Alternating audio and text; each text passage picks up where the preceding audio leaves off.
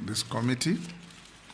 You are Dr. Alfred Nganga Mutua, AGH. Yes, Mr. Speaker, sir. That's for the record.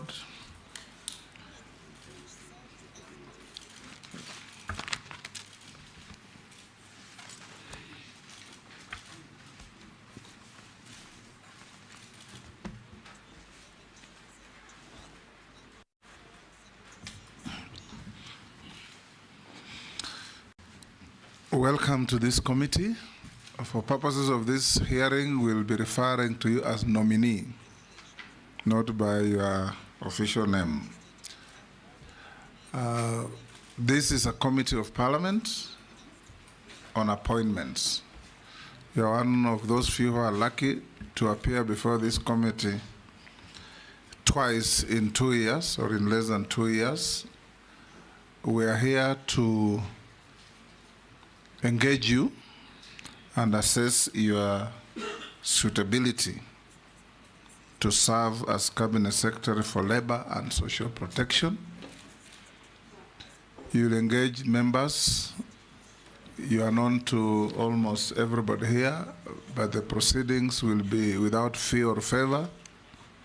And we expect when we start, you answer all the questions precisely and concisely so that we can save a bit of time.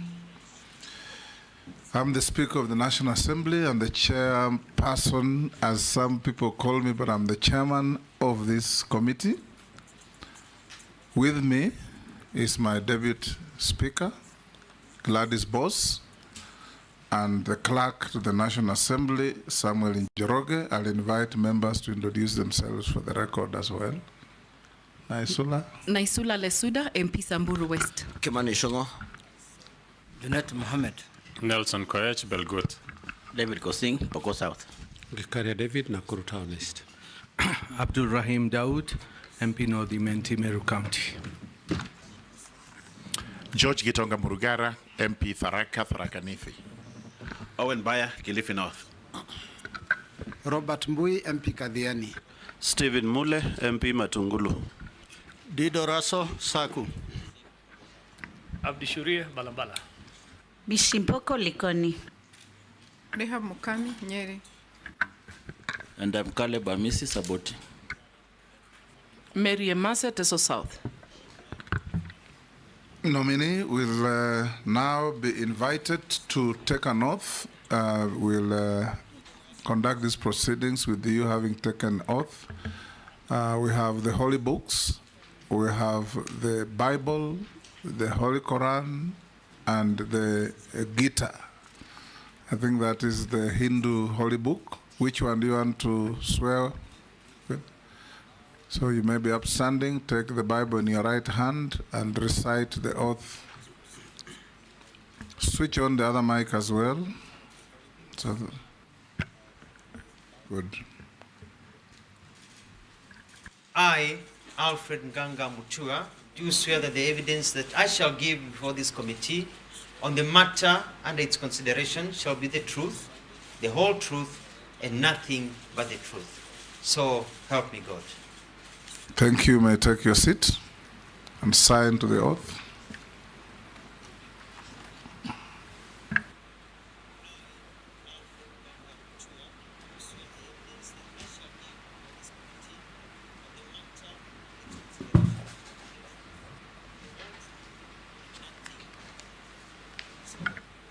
We'll start off with a brief introduction of yourself. Tell us your name, your educational background, your work experience, your key competences that you believe make you suitable for appointment to the position to which you have been proposed or nominated. In under 5 minutes. Thank you, Mr. Speaker, honorable members. I'm very, very happy to be here and to be given this opportunity. My name is Alfred Nganga Mutua, born in Machakos, Masii, and educated in Machakos and in the counties of Nairobi. I'm a holder of a doctorate in communication and media, and also a master's of science in communication and a bachelor's in journalism. I have worked in Kenya in media houses as a journalist, I've worked various organizations overseas, also in Australia and in the US. I served as a foreign correspondent, served as an assistant professor. I was blessed to be the first government spokesperson of the Republic of Kenya, and also blessed to be the first governor of the great county of Machakos. And I'm grateful to His Excellency, the President William Ruto, for appointing me into his cabinet and reappointing me and nominating me again for reappointment for a second time. And I'm quite happy about that. I want to say that service has always been at the forefront of everything that I do. And I've always been known to be one who believes in action and not just words. When His Excellency the President appointed me to be the Minister of Foreign Affairs, he gave me an opportunity for me to understand his thinking and understand the placement of Kenya in the bigger circle of where we are and where we are going as a country and the challenges that we face. I am grateful to the President that he has seen it fit to give me an opportunity to understand government by also taking me to the Ministry of Tourism and Wildlife, where I was able to combine the experience I had out there of how tourism has been able to grow. And I was able to get into the Ministry of Tourism and Wildlife and reactivate a sleeping giant, because we need to provide employment to our people, and that is one of the low-hanging fruits.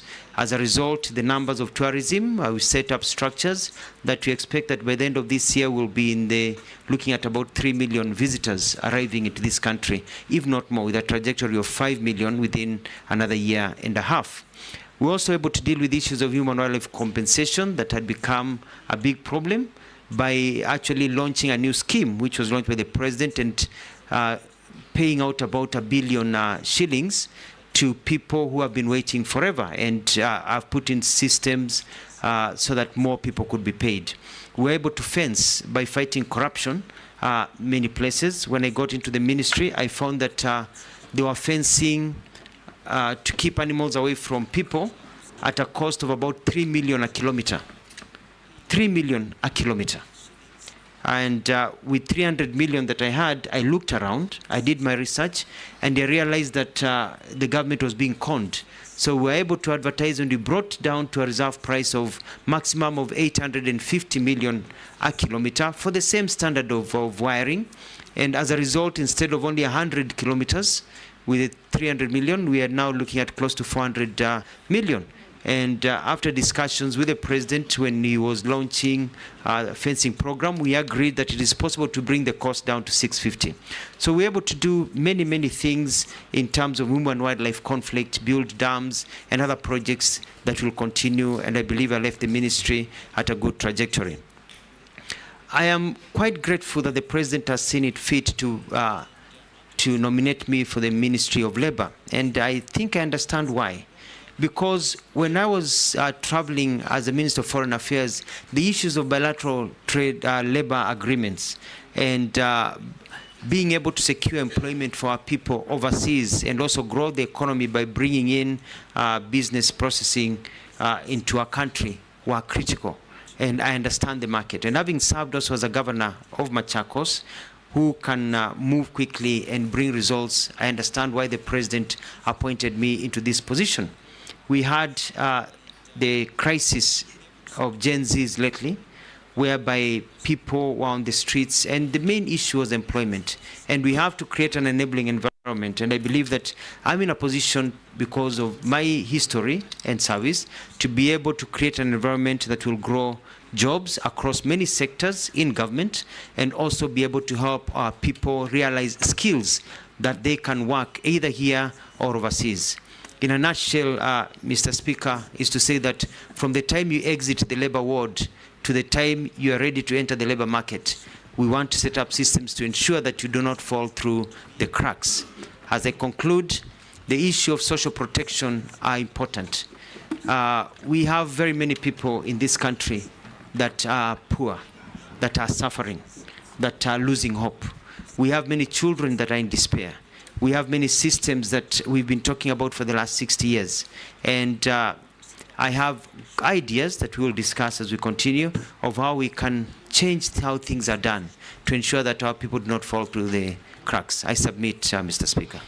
Thank you, nominee. I'll now invite the Deputy Speaker to be the first to ask you a question. Dr. Mutua, as you know, His Excellency the President has been at the forefront of promoting labor migration as a way of dealing with unemployment. And also secondly, because migrant workers bring a significant contribution to our economy through their remittances. And then you have also been Cabinet Secretary of Foreign Affairs and Diaspora Affairs. So we'd like to know how you leverage on those contacts that you made to be able to promote this. But before you proceed, and while you're at it, I'd like you to elaborate on two issues that have tainted your image. One is that you are closely associated to a Miss Judith of First Choice Employment Agency. There are clips of you introducing her to the president, and she's known, and it's even come to parliament. There are petitioners from Uasin Gishu County, whom she owes millions of shillings and has impoverished many young people in Uasin Gishu because she conned them out of their money. And this is in the public domain, so please explain to us that you will not fall prey, if confirmed, to this issue. Number two, you also had another incident in Canada where you met a public senior government official informally. It was not a formal meeting, informally, and had informal discussions. But when you came back to Kenya, you announced in the media that you have secured an agreement with Canada so they can recruit Kenyans. And thereafter, it was denied by the Canadian government. In fact, the Canadian government ended up spending 2 weeks at the Kenyan embassy to train Kenyans on what to say, the ones at the embassy in Ottawa, on how to behave and the things that are official and not official. So please explain to us those and tell the people of Uasin Gishu how they'll get their money back. Thank you. Nominee. Thank you very much, Honorable Boss, for your questions. Let me start from the very beginning. One of the things that I want to do in terms of labor migration is ensure that we have agreements. The challenge we have is that people, when they go outside this country, they go as by themselves. And at times they get abused and they don't get the right rates that they should. This is because of bilateral labor agreements. We have only signed 4, which were signed even before this government got into place. And we have another pending 16, 17. My move is to get close to 30, if not 50 bilateral labor agreements by going through the hoops. I have been able to do a bit of research, and the problem is the bureaucracy that we have within our government system. By working with my colleagues, and I'll bring it up to cabinet if appointed, if pass the vetting by this house, is to ensure that we break the bureaucracy so that we can move faster in terms of processing bilateral labor agreements so that we can be able to get into that.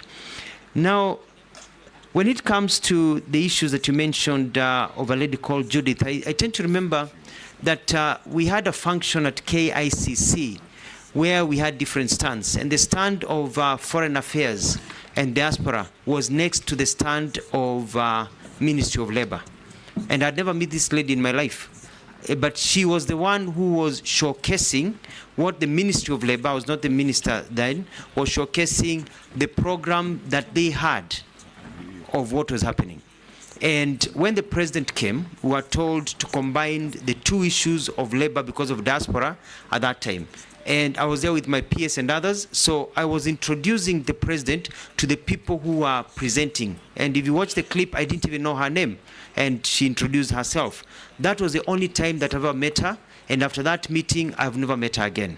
So I don't have any conflict of interest. I saw her stories later on about her, and those are things that, you remember when I was the Minister of Foreign Affairs, I'd even called a meeting to discuss these issues of rogue, employment agencies, and we'll come to, it's an issue that I'll be dealing with squarely. So from you have an undertaking that you'll ensure that the people of Uasin Gishu who lost over 100 million shillings will get them, you'll investigate and get their money back?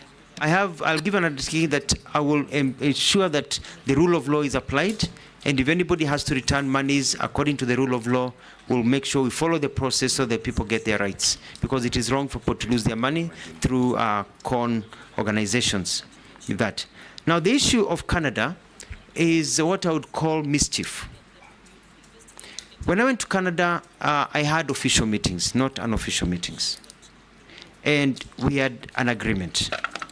When I got to Kenya and announced what we had agreed on, immediately an organization, a fake, so-called fake organization that was promising Kenyans jobs and charging them jobs, put out a notice of providing employment to Kenyans.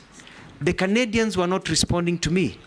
They were responding to that fake announcement to show that clearly that fake announcement quoting the Canadian government was not theirs. It was not an agreement between the two countries. Because of all that, I even had a call from my counterpart at the time from Canada to apologize for the mix-up, because the way the Kenyan media, and it was just basically, they were very clear. It was one of the newspapers, a journalist took it and twisted it. You or your counterpart? Who was apologizing? My counterpart called me to apologize that this had been mistaken, had been taken out of context. And to explain to me that that was not the intent of the statement that they issued. Actually, they were supporting the agreement and the discussions that we had about fighting fake people who have been misleading Kenyans all over, quoting the government of Canada, to say they were not aware of that issue. And we're able to sort out that issue and move on and be able to actually establish systems, which I can discuss later on, about getting seasonal workers to go to these countries. So what is the position with Canada now? See, when you left the ministry, what was the position on that point, on migrant workers? The position of Canada now is that one of the bilateral labor agreements that I'll be following up is that Canada does not sign bilateral labor agreements as a nation with countries, but the provinces, according to their law, are the ones that sign agreements. And what we had agreed about was about getting seasonal workers for Canada. Canadians are looking for seasonal workers so that during the summer, you can go there, you can work for six months or so, and then go back to your country. They already have many seasonal workers from lots of South American countries, from the Philippines, and even other Asian countries, but they don't have many or any from our country. So that is something that is still in process, and it is quite exciting because I got information from some colleagues and some friends from Canada when I was nominated for this position, saying at last now we can revive the conversation and continue from where it was left. Before the next question, your documents that you came with should be handed, Sergeant, to the clerk to verify with what we have on you.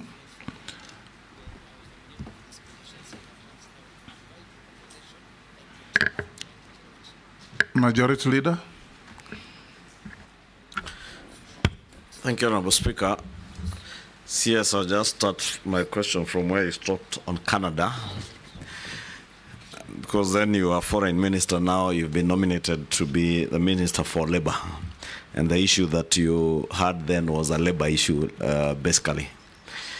I'd want to hear what are you going to do to now actualize not just that Canadian program, but we have since we established the National Employment Authority that has a system that is called the National Employment Authority Integrated Management System, that was created to be a portal where Kenyans, young Kenyans who are looking for jobs, can be able to access jobs even in the diaspora. This portal is there, but basically because of what has now been viewed as very poor communication by government, many Kenyans don't know about it. Many Kenyans don't access the jobs that are advertised there. There are some who you hear complain that the jobs that are there are low-cadre jobs in the Middle East and elsewhere, but not the kind of jobs that quite a number of our well-educated workforce is looking for. So I want to hear now, you, if approved as Minister for Labor, what are you going to do to ensure, one, that this portal has more professional and higher cadre jobs, but also Kenyans are aware and you create awareness to Kenyans on how to access jobs using this portal and other fora that you may create as Minister for Labor. And having served as government spokesperson, probably this is your opportunity now to engage with the young people, create jobs, and be able to show them how to apply for those jobs. The next, Junet.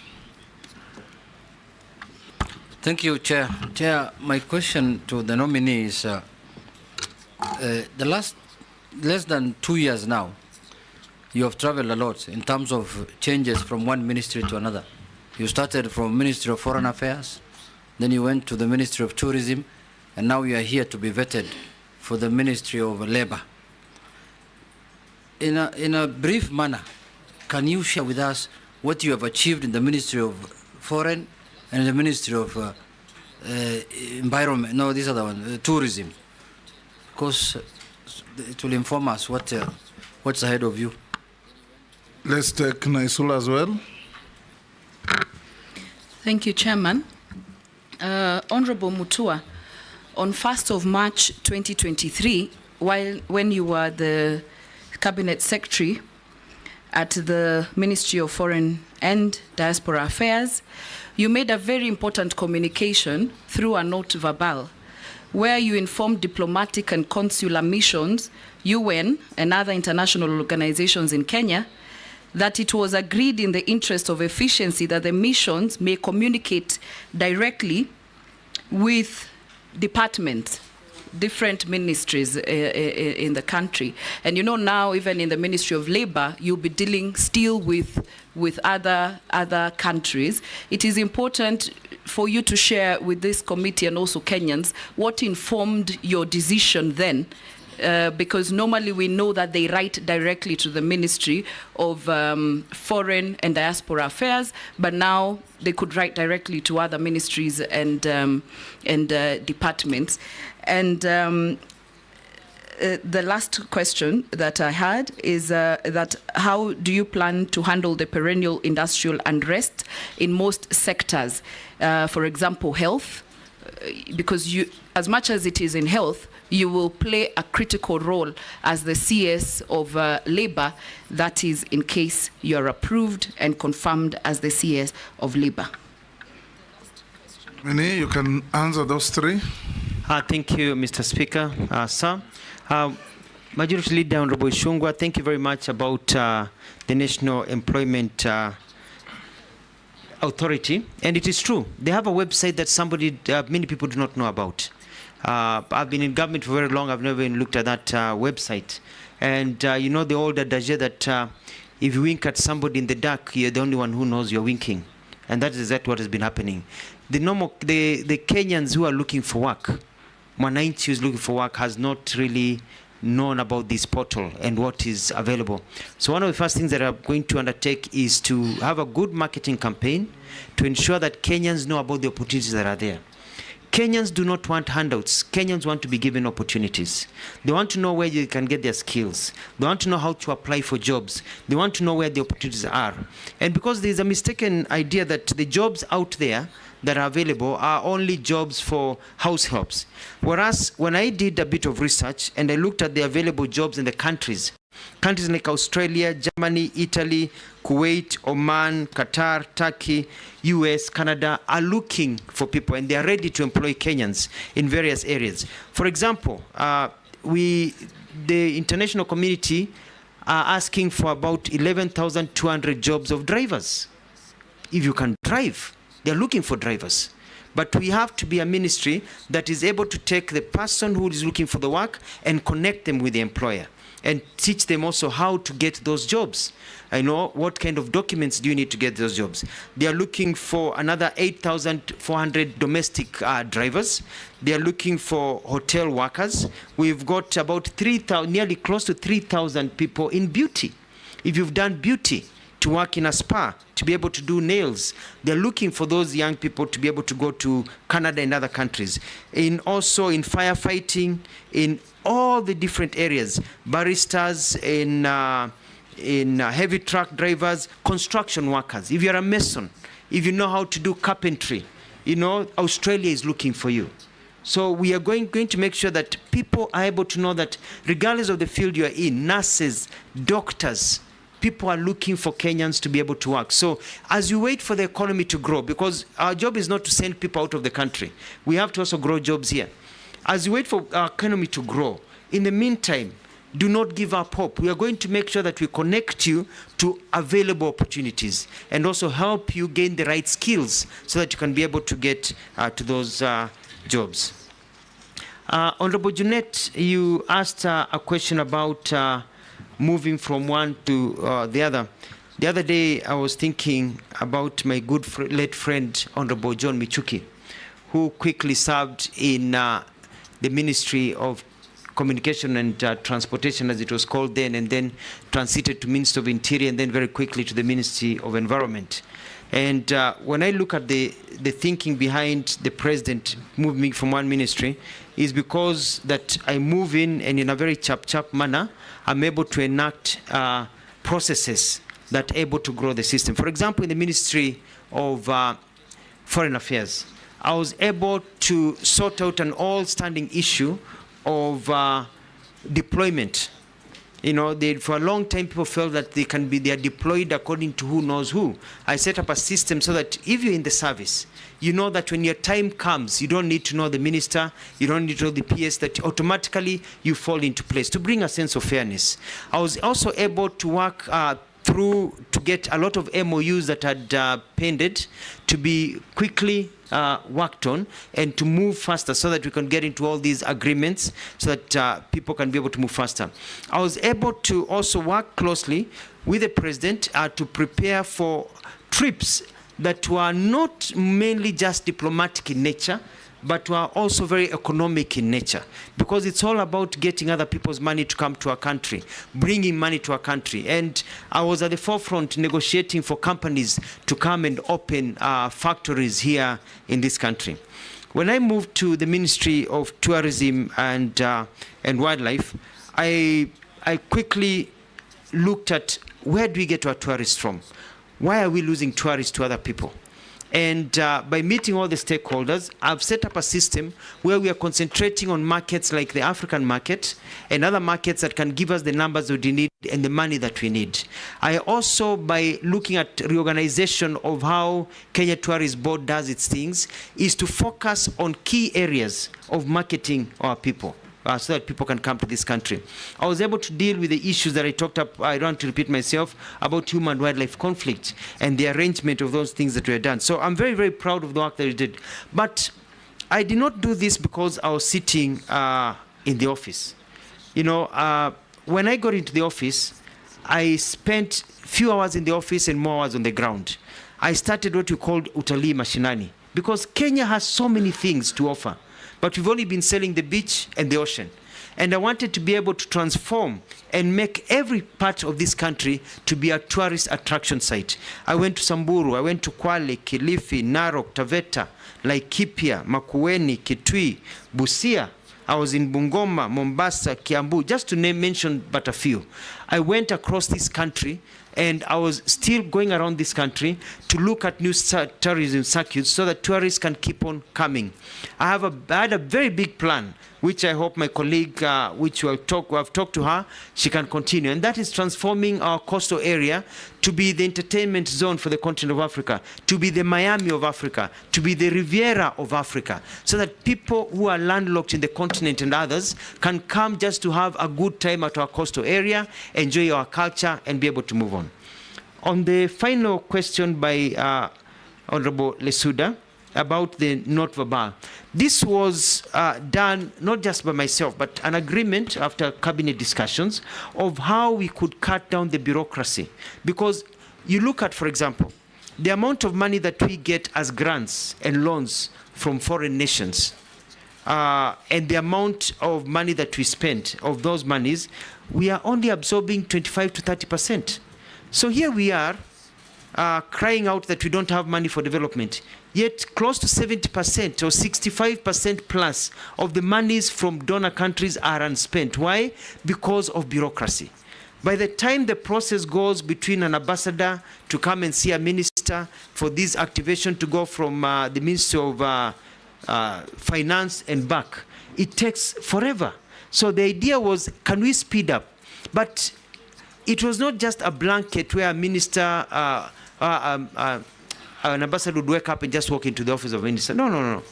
You talk to the minister, but you also communicate to the Minister of Foreign Affairs. And when the minister was approached by an ambassador, they communicate to the Minister of Foreign Affairs, and during their meeting, there would be an officer sent from the Minister of Foreign Affairs to sit in that meeting to take notes. What it was cutting was that direction of not verbal. A letter comes from my office, it goes to the, or comes from an ambassador, goes to the Minister of Foreign Affairs, the protocol division, spends a day or 2 days there as it's being sorted, goes to the relevant team, it's sent to the ministry takes 2-3 days before the minister sees it, the minister works on it, it comes back, the dates are wrong, and then now it goes back that you need new dates. It can take 2 weeks just to book an appointment of 30 minutes. But when they talk among them, you say, no, I can't make it tomorrow, can we make it next Wednesday? 2 minutes, they have agreed on a date to meet, to make sure that things are moving forward. I submit. Chairman, there's a question is not answered on the industrial, the strikes, the health, you know, I gave that as an example, but also on what he has said on the note of verbal, the same thing, Chairman, you've been saying about communication. When that was not communicated well, that it was to cut bureaucracy, it sent scares out there, you know, people wondering whether just an officer at any department can now communicate directly with an embassy. So that's what has come out clearly here about communicating what you would like to do. And I totally concur with you, Honorable Lesuda. It's about communication. But there's a lot of pushback because people like the comfort of doing things the same way. And people don't like to see change. So there's a bit of pushback, a lot of propaganda by people who thought now that their clout will diminish without looking at the bigger picture of trying to get our economy moving forward. But I totally agree. The final question on the perennial labor disputes. I bring experience as having served as a governor for 2 terms in Machakos, where we had issues of labor disputes. And I realized that majority of these labor disputes and the strikes occur because the problems are led to fester from a small pimple to a gangrenous leg that has to be cut off. And my technique will be setting up a system whereby there will be tracking and knowing the kind of problems they are in the industry, such that people, when the problem starts, we can intervene early. Because the Ministry of Labor has only been intervening at the end, when people are already on the streets. We need to intervene even before a strike notice is issued. We'll be studying the landscape and like radar, looking at where is the problem, so that we can approach and try to have dispute resolutions done when the problem is still small. But Mr. Speaker, sir, and honorable members, we must realize that I want to speak having served in government for about 20 years now, thanks to God. A lot of problems, for example, with the medical fraternity when they go on strike, and they went on strike when I was the governor, they were nursing, is because some of the fundamental human rights issues that need to be taken care of are not taken care of. It's usually not even the issue of big salaries. It's a welfare. It's a way of operations. It's the comfort level. It's the way they're empowered. Let's take, for example, when I go to Machakos, it was quite sad that you find that doctors would be treating somebody who has medical insurance, and that person is under their care, and yet when the doctor's child or spouse or himself or herself got ill, they didn't have medical insurance. So it is correcting some of those employment issues. And one of the things that I want to do is look at enforcement of the Employment Act to ensure that we give workers the benefits that they deserve according to the law, because when workers are work in a good environment, it increases productivity. Productivity means growth. Growth means more employment opportunities for our people. I submit. Robert Mbui, Owen Baya, and George Morugara, in that order. Thank you. One thing, Mr. Speaker, so that I don't lose it, on something that Honorable Lesuda asked on that not verbal. Yes. I just want to tell this committee that the nominee is not factual. It's totally inaccurate. Challenge him. Number one is that note verbal was the most unfortunate decision that has ever been made in the Ministry of Foreign Affairs. To delegate their core mandate was wrong. And that thing was reversed immediately. The Prime Cabinet Secretary came into office. It was wrong.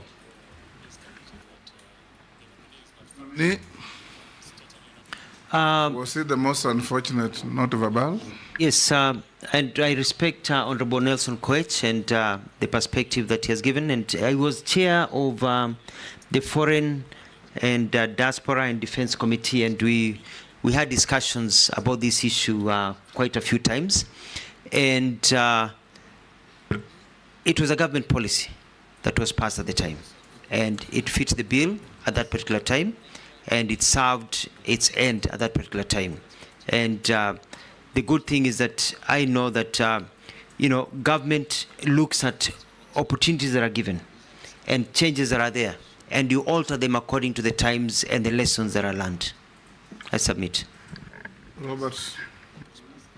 Yeah, thank you, Mr. Speaker. My question is about the cash transfer program for older and vulnerable persons that was started in 2007, and the purpose was to provide regular and predictable cash transfers to those older and vulnerable people identified in those deserving households.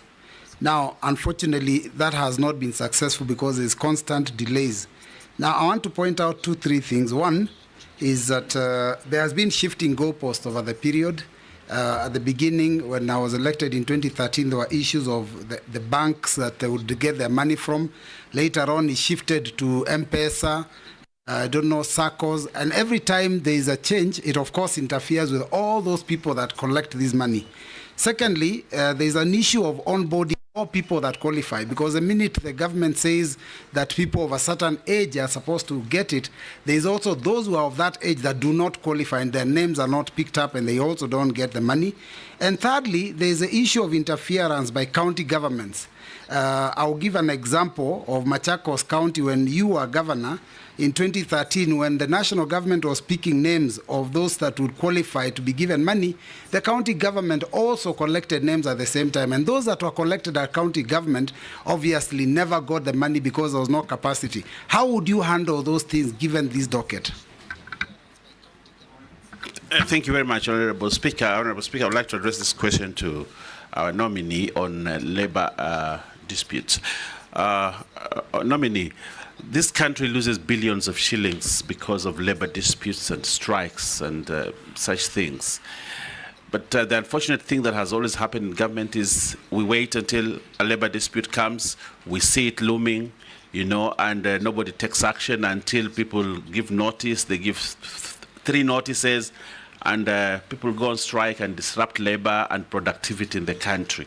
The Ministry of Labor has a mandate to preempt strikes, to have a discussion with human capital to ensure that we don't get into situations like that. Like when KQ had its strike, it was devastating to the economy. But we had a minister in charge, and there wasn't much that was done until now it came to threats, to courts and all that. But at that particular time, the country is grounded. How do you intend to be different such that this ministry is useful in terms of ensuring that this is not a country that chases away investors because of labor disputes? I thank you, Honorable Speaker. Thank you very much, Mr. Speaker. Nominee, unfair labor practices, very common in our country. The labor and employment courts are actually flooded with all these cases where we just don't do it right. You are going to be the custodian of government policy as regards employment. One of the most unfair labor practices in the country is for the government to take interns, young people on internships. 1 year after that, they are let to go. And yet those government departments soon thereafter start advertising for positions, and we also know that people go on retirement, natural attrition. Would you be bold enough to advise the government that these interns should actually be the first port of call for the government. It matters employment. And as we speak, they are looming strikes because of the first 5 or 6 cohorts who have been released. Nominee, you can answer those 3. Thank you very, very much. Let me start with Honorable Mbui on the issue of Inua Jamii. I think the challenge we've had with Inua Jamii is that, and I've done my research, is that people have tried to be creative, and it is now improving, but it's an old syndrome, and that's why we have devolution, whereby you are giving 2,000 shillings to an old grandmother, and you want that grandmother to travel from the small village in the middle of nowhere and go for 100 kilometers to the county headquarters to get the money. But this eventually went down further, even to M-Pesa and other systems. And my study is that we are still not being able to get to the ground completely, to the people who are most deserving. And one of the things that I'll do is work closely with the county governments and also with the national government system to go to the village-based system, not only for identifying the people who deserve the Inua Jamii funds, but also to collect data of the ones who exit, but also on the payment module. Why should I spend 300 shillings to travel to get my money or to the nearest M-Pesa place, because some of these old people don't have the M-Pesa monies, and then travel back, with the same money. So I'm going to find a system of getting the money to the people at their doorstep, more or less, in a progressive manner. As you know, we already have about close to 1.8 people in the system, and looking at how we can get 1.8 million or 1.8 people? 1.8 million beneficiaries, people, and now we want to move it to, according to what has been discussed in the cabinet I served in, close to 2.5, and continue to onboard them. But I'm also concerned, Mr. Speaker, about the classification of people who are suffering from various disabilities, because the monies don't go to the disabled person, they go to the household. And so you find that many disabled people fall through the cracks. If you've got 1 or 2 members of a family, then that becomes one unit.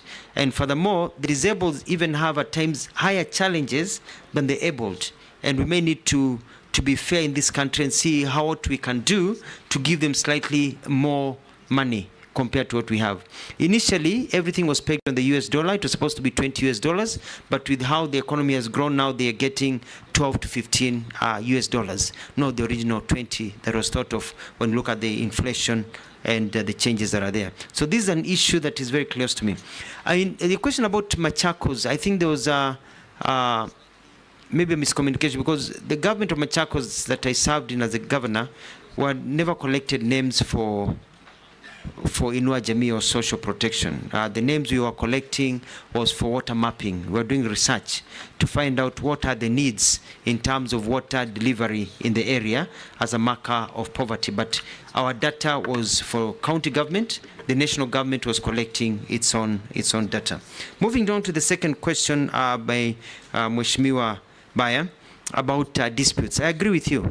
And I'm going to set up, if vetted and this committee proposes my name for appointment, an early warning system. And I'm going to look at all the sectors and have people who are confidently can come. I keep an open door policy for those members of parliament that have even come to my office to see me. I keep an open door policy for the different sectors to talk to me. Let me know what is going on, and let our systems know so that we can get and arrest them, as you said, early. Take care of this wound before it becomes problematic and before the disruptions that are there. And also when the disruptions are there, I'm very good at bringing people together and being able to bring harmony, which is one of my big successes that I did when I got into the Ministry of Tourism and Wildlife. I found a lot of people warring and fighting each other, and was able to bring peace and calm within a very short time. I remember having discussions with Honorable Ishungwa about it, and I was able to bring peace and sanity, and I believe I can be able to do the same because of the experience that I had in Machakos.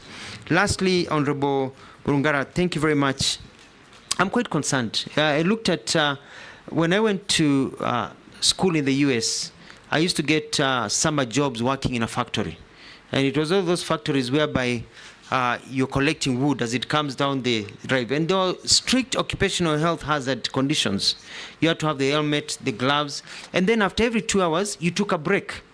And every 2 hours, you either took a small break of 15 minutes or a half break for lunch, another 15-minute break. So there were breaks throughout the day because watu wetu sio punda kufanyishwa kazi in those very bad conditions. So the occupational health hazards and also working conditions of workers will be very key to my work if I am, if I go through this process.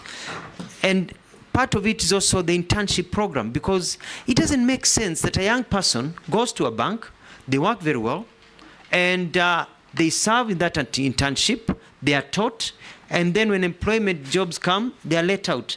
And I'm going to bring a policy to cabinet if I go through this process to ensure that if you are taken in as an intern in a ministry and you don't have problems and you're okay and you pass a certain mark into internship, because some can be taken and they're not fitting. You pass a certain mark that when positions of employment of entry level are taken, that you start with those ones. And you're going to talk with the Public Service Commission because fair is fair. Fair is fair. Thank you. Dawood, Honorable Dawood, Honorable Emase, and Honorable Amisi, in that order. Thank you, Mr. Speaker. Mr. Speaker, first I want Honorable Mutua. In his opening, he made a few, I think, mistakes, where he says the fence was 1 billion, or was it 1 million? Then he says he brought it down to 850 million, or is it 850K? That's just a comment. Regarding wildlife payments, you mentioned 1 billion was paid. Yes, I have confirmed 1 billion was paid. And His Excellency the President asked you within 60 days to pay a balance of, clear the balance of 3 billion within 60 days, and that was on April 12, 2024. Could you probably tell us, within that time, the 2 months are over in June, how far have you done? And he even asked you to simplify the way the forms are done. That's what I want to know for the wildlife. Secondly, the disabled and street children. There is the National Disability Mainstreaming Strategy of 2018 to 2022 and the Street Families Rehabilitation Fund of 2003, 46,000 street families as at 2021. What have you done, or what will you do? Sorry, we have not done, but what will you do if you go to the ministry? Please give us an idea on that. The last one is, in the UK, there is you have just mentioned that you didn't know about the National Employment Authority and what it does. In the UK, there is an agency of government, job centers. They're in each and every place where people say what jobs are available, and they link people to the jobs in industry and all those places. What is your idea about it? And if you do it, would you devolve it right to the locations, sub-locations, or is it counties? Thank you. Honorable Emase.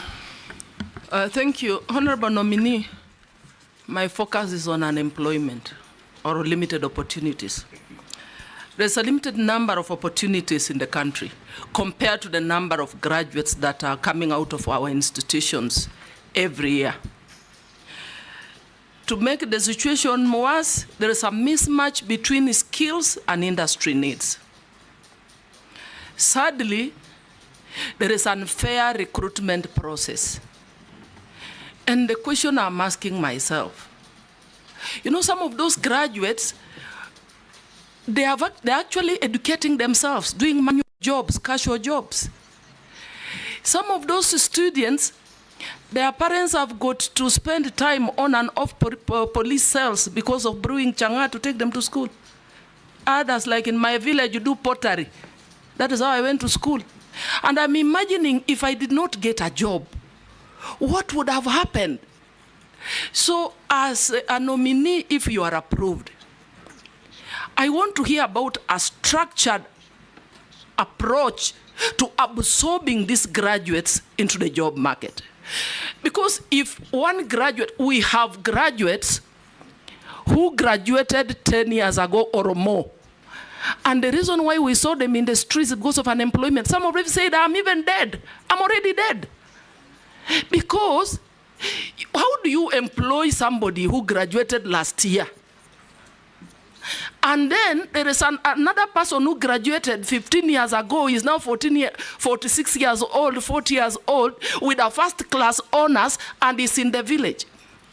And his sibling is telling him, why are you even talking about education? I graduated 15 years ago, and I'm jobless. I mean, my brother graduated 15 years ago and is jobless. And you are here telling us about education. So we really need, my friend, you need, this I think requires a multi-sectoral approach. Sit with your counterpart in public service. Sit with your counterpart in education. Probably borrow a leaf from TSC, where they say, first come, first serve.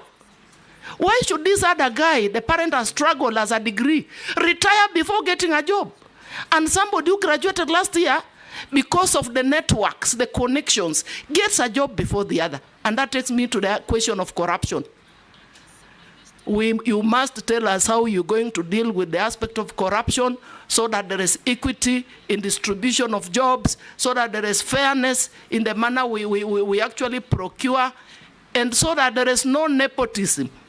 That now, because it is Mutua in this Ministry of Labor, it is only people from your region who will have to go to take these jobs in the US or in Germany.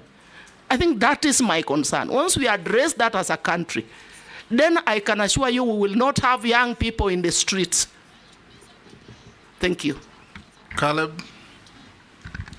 Thank you, Mr. Speaker. Mr. Speaker, I have 3 questions, but I'll ask one. If I get an opportunity later, I'll ask the other 2. I'll allow you to. Okay. Now, Mr. Speaker, I think I have vetted the nominee before, and of course, as a member of the Committee of Defense and Foreign Relations, we have interacted a lot. And I'm not going to vet you based on what you're going to do.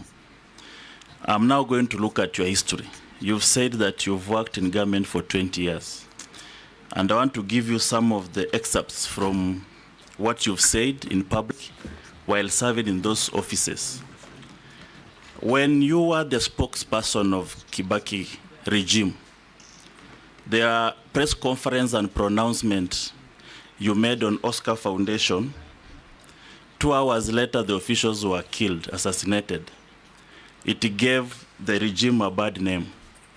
Whether it was true or not, the pronouncement gave the regime a bad name. In the same regime, you also pronounced yourself to the visiting senator, Senator Obama, as a very small man that we should not bother about. He later became the President of the United States of America. It also gave your regime a bad name. Later on, you also said that you want to rejuvenate the entertainment industry. And you started a Cobra Squad as one of the things that you knew this one is going to revitalize the arts and the music industry. It performed poorly and later disappeared from the screen. In the same regime, we also, during the Kazi kwa Vijana initiative, you said that all the old trees in town must be cut and instead replaced with flowers to beautify Nairobi. Something that did not go on well with the environmentalists and the champions of tree planting. When you become the governor of Machakos, you started a program called Chap Chap, Maendeleo Chap Chap, bought ambulances and all that. Most of those programs flopped, and nothing much came out of it. You actually turned it into a party called Maendeleo Chap Chap instead of the Maendeleo itself. Later on,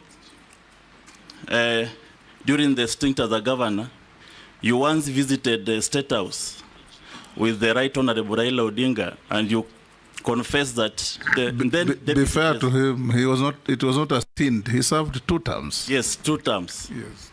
So around that time, you visited State House with the Right Honorable Raila Odinga in a state event, and you said the president now serving, who was then the deputy president, squeezed your hand very hardly and painfully. You even reported to the Kilimani police station. Nothing came out of that case.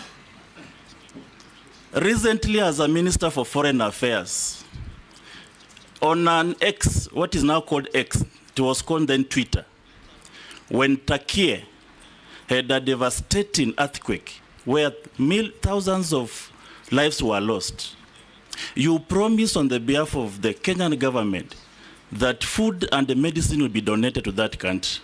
Right now, even the officials of Kenya in Turkey are embarrassed to face the government there because nothing was delivered.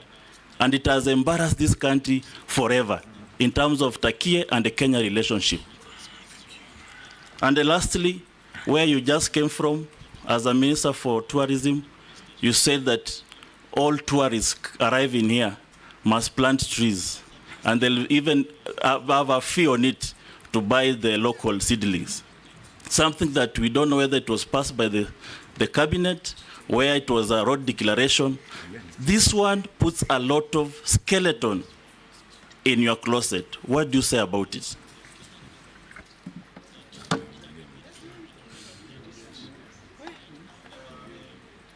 Mishi?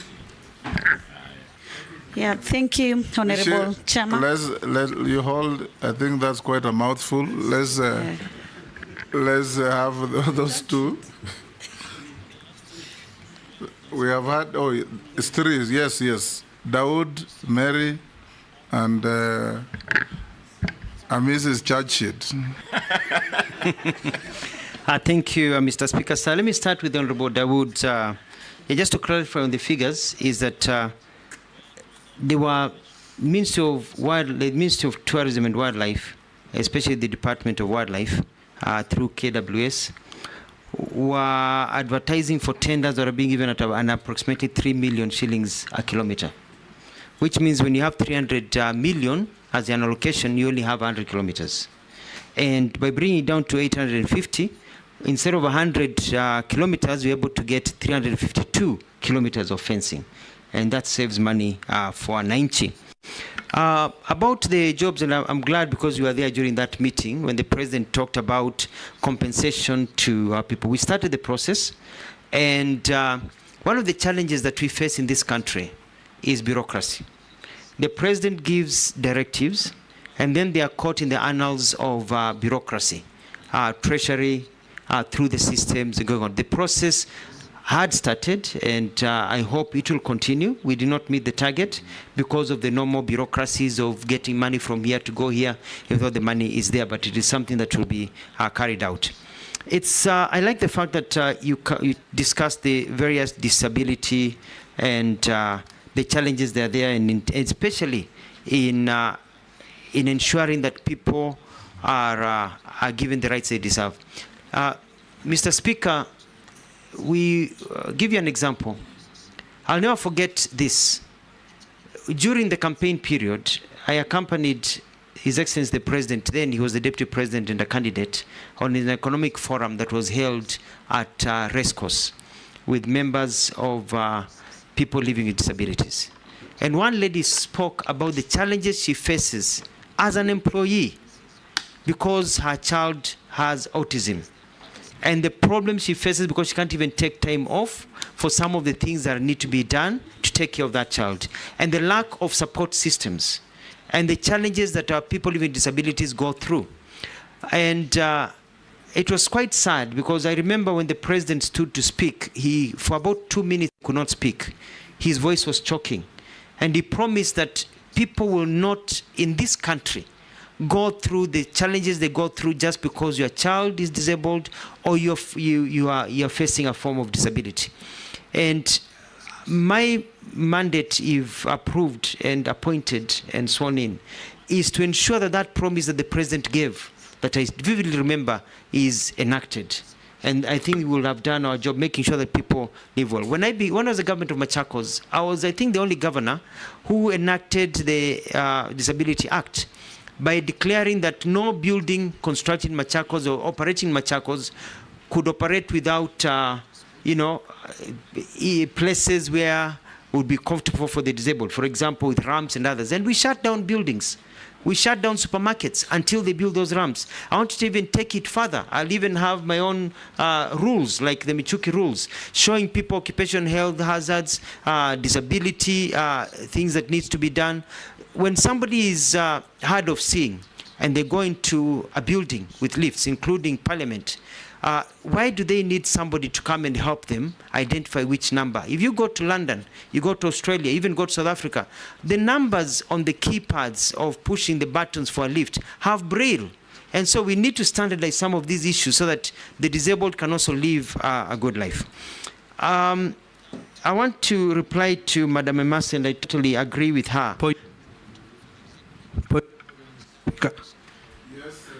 He has not answered one question. And, he talked about the wildlife compensation bureaucracy. I want to put it to him, he's part of that bureaucracy, which he has not told us how much did he manage within the 60 days His Excellency gave him. And he's not talked about the job centers as well. How many did you pay in the time you are in tourism? In tourism, we processed and we have paid close to 1 billion shillings. The pending human wildlife compensation that is there from the 2015-2020, we are looking at about 7 billion shillings that need to be paid. And you pay according to the exchequer that you receive and the clearances that are given through the exchequer. Paid 1 million? We paid 1 billion. 1 billion? 1 billion shillings, and the paying is still ongoing and the process are going. And I've been able to streamline, and what we've done is that we've put together a scheme service, and we got a scheme administrator, so it's not just the government officials sitting down with paperwork, who now when there's a human wildlife conflict, we've even bought motorcycles for people to be able to visit the homes, take the documents digitally, and those are captured digitally, so that there's no paperwork that has to go to the chief and all the process that takes 6 months, so that the payment schedule is there waiting for the payment, and that's where we are. About the job linkages, is that, as I answered earlier on, Mheshimiwa Ishungwa, is to connect the people through proper communication and teaching people on how to do it. But also, let me take this opportunity to talk about that we are not just about sending jobs people to go overseas. We want to bring jobs here. And outsourcing of jobs is an opportunity. Today, in the world, when you talk about labor migration, Philippines is leading. But from my research, Philippines is no longer sending people overseas, but more people are getting jobs in Philippines, within Philippines grounds, by BPOs, And we are going to, and I'm going to push, if I'm confirmed, to get more companies to bring their outsourcing to Kenya for accounting services, for telemedicine services, for telephony services, so that people can work from here for overseas firms, but in Kenya. And that can just be as many people as the ones that we are sending people overseas to work. So it's an area that I'm quite committed. Mheshimiwa Emasi had a very good point, and that is clearly that when Kenya Kwanza was campaigning, remember the slogan by yours truly, Mheshimiwa Speaker, that mtoto wa maskini na tajiri watakaa kwa meza moja. It is not just about who knows who in our country. And that is the system that we want to put into place. And the high unemployment that we have here is also based on skill development, because you need at times to retrain yourself to the market. You've studied to be an engineer, and there's a finite number of employment opportunities for engineering. And if they're not there, they're not there. And so at times we need to show people how they can restudy and get new skills to add on to the skills that they have, and also how to be able to diversify. And so the area of skill development is very key. For example, the issue of languages.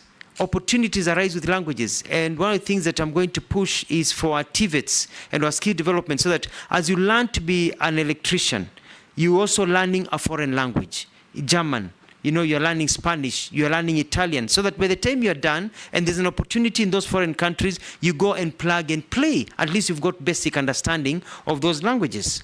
But also, we need to train people for ways they can get jobs. For example, Canada, when we had a discussion, had specifically say that for them, for plumbers or electricians, there are basic minimums that people need to have, certain ways of doing things, so that we have our curriculum based on the market. When I was served as the Minister of Tourism and Wildlife, I started changing the way utalii works. Because utalii has been churning people out with the same skills that they had from the 1970s and 80s. Vile unapanga kitambaa, vijiko, the way you cook is the 70s and 80s. The world has changed. So that now the market tells you these are the new international standards. So that when people leave utalii college, for example, or leave any TVET, they don't have to be retrained to work anywhere. So that it's plug and play. So that is very important. Now let me come to the issue of corruption. And I have always been known to be very fair in terms of work and labor. And I'm going to ensure, like what our president has told us, that you do not nominate me to be a cabinet secretary if approved of Ukambani or Machakos, where I come from, but a cabinet secretary of the entire country. Because nobody sends a postcard to be born from Luya land, or from Kisii land, or from Turkana, or from Kiambu, or from Coast. Nobody sends a postcard to God. It's where you're born. And you have a right to receive government services properly without fear and favor. And it's the same way in terms of opportunities for jobs across the entire. So I'm going to work with my colleagues, and our president has been at the forefront of this, and if I'm getting an opportunity to join his cabinet, we're going to push this to ensure that there's equity in terms of people getting opportunities, especially also people suffering with disabilities, and also our young men and women who can work. Honorable Caleb, Mheshimiwa Speaker, has made quite a few allegations, and I'm going to answer them one by one. And it's unfortunate that most of them are basic propaganda, but I'm going to prove so. Number one, the Oscar Foundation issue that happened was quite unfortunate. Yes, Mr. Speaker. But it doesn't come at the end. As a Kenyan who has sent a message that you took the former president of Machakos to launch a modern Dubai-like city. He's asking me to ask you, where is it?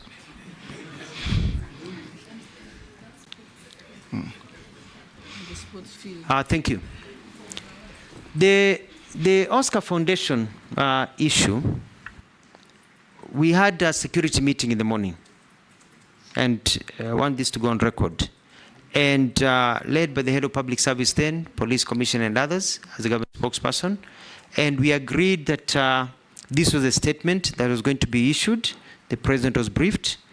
I issued the statement because the legal practitioner and I think the DPP was preparing documents to be able to arrest and take them to court. Later on, after that statement, we heard about the murder or the shooting right outside Parliament of the people that we had also mentioned. It was pretty unfortunate, and I had nothing to do with it. I was doing my job as agreed in a proper government system. Secondly, Mr. Speaker, you have traveled to the US, and like all houses of Parliament and Senate, when you go in as a freshman, and then you're a sophomore, and then you're a junior, and then you're a senior. So you start in the US system as a sophomore, you start at the bottom, and you work your way up, so you become now a senior senator, a senior document. So when we got the letter from the American Embassy about former President Obama coming to Kenya, the title was the Junior Senator of Illinois, which in the US is actually a positive. It means you're not a freshman, you're not a sophomore, and that you're nearly a senior, that you have graduated, you're actually high in rank. You're not a junior. You're not, you know what I mean? So you're the junior senator, and that's the American system. And I studied in the US myself, and that's a system even when you enter university. You're a freshman, a sophomore, a junior, and a senior. And so when we issued a statement, referring to the letter of the Americans talking about the junior senator of Illinois who visited. You look at my statement, that is how we were mentioning his title. And that is the title he had. It was nothing to do with demeaning Obama, who we believed in. It had nothing to do with the comments he said. It was basically his title. You are a majority leader, you are a speaker, you are a minority leader. That's how it's a title that he had at that particular time. Number 3, you asked about Cobra Squad. Cobra Squad was a personal initiative, very successful. I want to say that I bought my house in Nairobi with proceeds from Cobra Squad and went on to produce many other shows like Beba Beba, which I think you've seen it, and many other shows that my company still produce and do other things. And Cobra Squad was very successful, even across Africa. Even today, I still get royalties from it being shown in Zambia, Tanzania, and many other countries. During our second season, after the end of our second season, one of our main actors unfortunately died in the fire that engulfed the former Nakumat that was at Moi Avenue. And it was felt that we could not continue with the third season after that tragedy. And that is how we stopped Cobra Squad, out of respect for the death of one of our workers. So, Mheshimiwa Caleb, it was not a failure, it was a success, big success. But also we are people with a heart. About Kazi kwa Vijana and the tree planting and the organization, I took the former mayor, not mayor, town clerk, Gakuo, together with some colleagues to Dubai to look at how to beautify our country and the national parks. And I remember spending so much time planting trees in the streets of Nairobi. I even count some of the trees I personally planted right here on Harambee Avenue and over here. And we started an initiative to plant trees and beautify. Now, a decision was made that there will be an expressway, the existing expressway that is there, and that the trees on Uhuru Highway, because the expressway was going to pass on top, had to be removed to allow for the expressway, and so that we have short bushes and brushes. And that was what was going on. It had nothing to do with cutting down the environment. We were planting many more trees and reorganizing many other things. Mr. Speaker, I'd like to go on record. Something. Just a small point of order. You said you went to Dubai to see how to beautify a city. Dubai doesn't have any trees, it's a concrete jungle. So how did you learn that from Dubai? We found that in Dubai, they have one of the best parks in the world with very big trees and amazing flowers and beauty that you can't believe it grows in a desert. And the challenge was, if it can grow in a desert, if this can grow in a desert, if you've been to Dubai, you've seen, you know, what they're able to do with the trees on the sideline, the palm trees and the forest, then you understand if you can do it in a desert, what about in a place where it rains more than the desert? And that was the lesson that was learned. Now, when it comes to my success in Machakos, I bought ambulances in Machakos that cut down the time it took from a person from being taken to hospital from the half an hour to 2 hours on a boda to 1 to 2 to 3 minutes. When you call an ambulance in Machakos during my tenure, it took 3 to 5 minutes. We had one of the fastest, if not the fastest, response rate in the continent of Africa. Very successful. And it was so successful that I was even given an award in Africa as the best governor in the continent of Africa. And the ambulances are still there in Machakos. And they are extremely successful.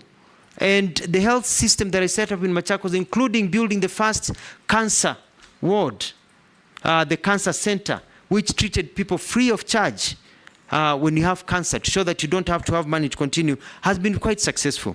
My track record in Machakos is known all over this country. And all you need to do is just visit Machakos when I was governor. And you could see the things that we did, the roads that we built, the markets that we established, the stadiums that we put together, and you'll be able to see the track record. There are naysayers, people in the opposite. Yes, Nelson. I don't know what's happening with Honorable Mbui and Honorable Mule. Is it something they know? Because they are laughing sheepishly. Why are you giggling? Or politics of Ukabani. Mr. Speaker, I didn't want to make any comment, but I was member of Parliament of Kadhiani, which is in Machakos, when the Honorable Mutua was governor. And I mean, this is sounding like a movie. Mr. Speaker, you know, Go on. when I worked Go on from where you left. Yes, when I worked in Machakos, I did amazing things like build the People's Park, the ambulances, and there was a big opposition. And because I was talking and doing things that they only see in movies, they even started calling me Mutua Cinema because they only see it in movies. And the people of Machakos were so happy, regardless of their campaigning against me, that they re-elected me for a second term. Very, very successful. And I beat them hands down, actually. And so I would challenge, Mr. Speaker, the people of Machakos who benefited. In actual fact, Mr. Speaker, there's a small problem happening in Machakos right now, and that is that I was approached by the officer in charge of registration when I was completing my term and said that there's going to be a problem because a lot of children being born in Machakos are now called Alfred Mutua. But I said they are not mine. And they said it's because most of them now are born in ambulances that you put into place. Because before, in Machakos now you don't find children called Nzilani because they're born by the side of the road, you know, or others, because now people have that dignity. Moving on to the question of the squeezing of my hand, Mheshimiwa Ruto later introduced me to Mheshimiwa Nyonyi from Wanyama, who I felt his grip of the hand, and I realized it was not actually squeezing of there's a person who can really squeeze the blood out of your hands. And it was put during the political times. It was a political move at the time. Now about Turkey, I'm surprised by the comments made by... It is not called Turkey, it's Turkey. It's only written Turkey, but it's pronounced Turkey. Thank you. That is the name of the country. Thank you. I believe you meant the country of Istanbul and Ankara. Yes. It's called Turkey in English, Turkey in Arabic. Yeah, that's the country. Yes. Yeah. Thank you. Thank you, Mr. Speaker. I stand guided. Yeah. It is only that lately they have been and trying if you to hand push for Kiswahili, that. it's called Uturuki. Uturuki. Yes. So Turkey, Uturuki, Turkey, depending on who is mentioning it from their end. I met and the ambassador who came, and we galvanized support for Turkey. And even we involved different government agencies for Turkey. Sorry, we've been calling it Turkey, for Turkey. So I'm surprised saying that our officers are embarrassed, yet we are able to work with them. Even our president issued his condolences and talked of the support that we are working. We've been worked very well with the ambassador from Turkey. I'll be surprised, even the ambassador will be surprised to hear of such. When I talked about all tourists planting trees, we said tourists will be given an opportunity and to urge the hotels that when because it is a matter that was in public domain and it came directly from the minister's handle, you could maybe explain how you delivered the goods, because according to them, nothing came. They are embarrassed to see the king. There is always everybody who promised delivered except Kenya. And it has put our nation at a very embarrassing position because of your comment.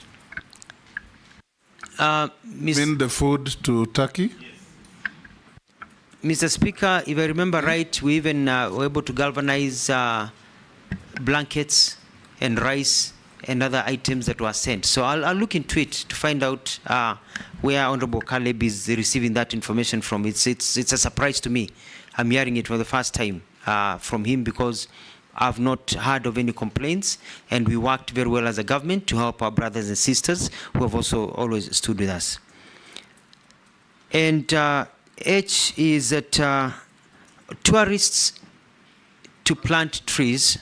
We issued and we say that we are going to encourage tourists coming to our country and hotels. And I had a meeting with the stakeholders to be given an opportunity to plant trees, and even came up with a formula which they have actually been using, where you are asked when you come in, do you want to add 20 shillings to your bill, so that that 20 or 50 shillings is for a tree where you can plant and they can show you to plant, and that is something that now is starting to take traction as it continues. So it was not physical planting of trees, it was fundraising for tree planting. Fundraising for tree planting, and for the ones who want to plant trees, we had even designated an area at Nairobi National Park where people could go and plant trees, because some of them are so keen on the environment to go and plant. And the idea was to showcase where Kenya is in terms of environmental protection. It's an opportunity for people, and many people are very happy to be given that opportunity. And I know, honorable members, you've gone to places where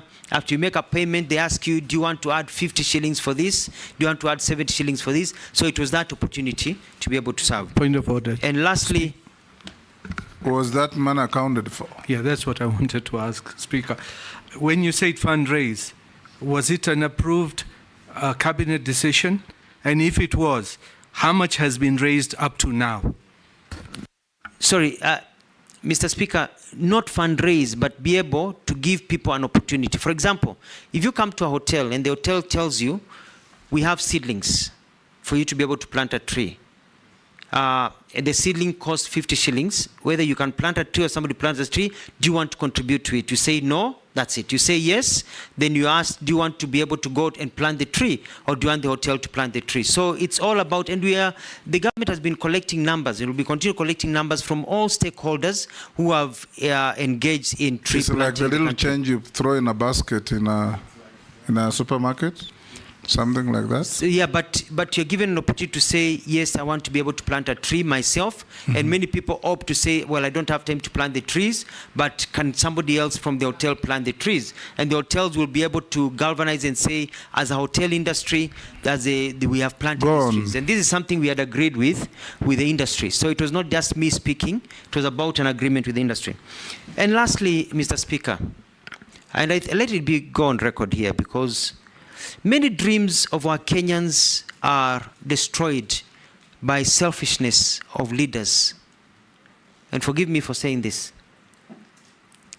When we came up with a program of Machakos New City, we brought investors who signed MOUs worth 2.1 trillion shillings to bring investment not just in Machakos but across the country, using Machakos land that was available and other systems. And we started the process.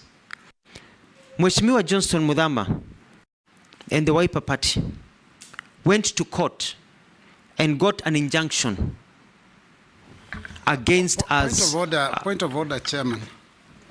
Point of order, Chairman. Because he's just named my party. Let him finish. He just mentioned my party. I'll give you an opportunity. Let him finish what...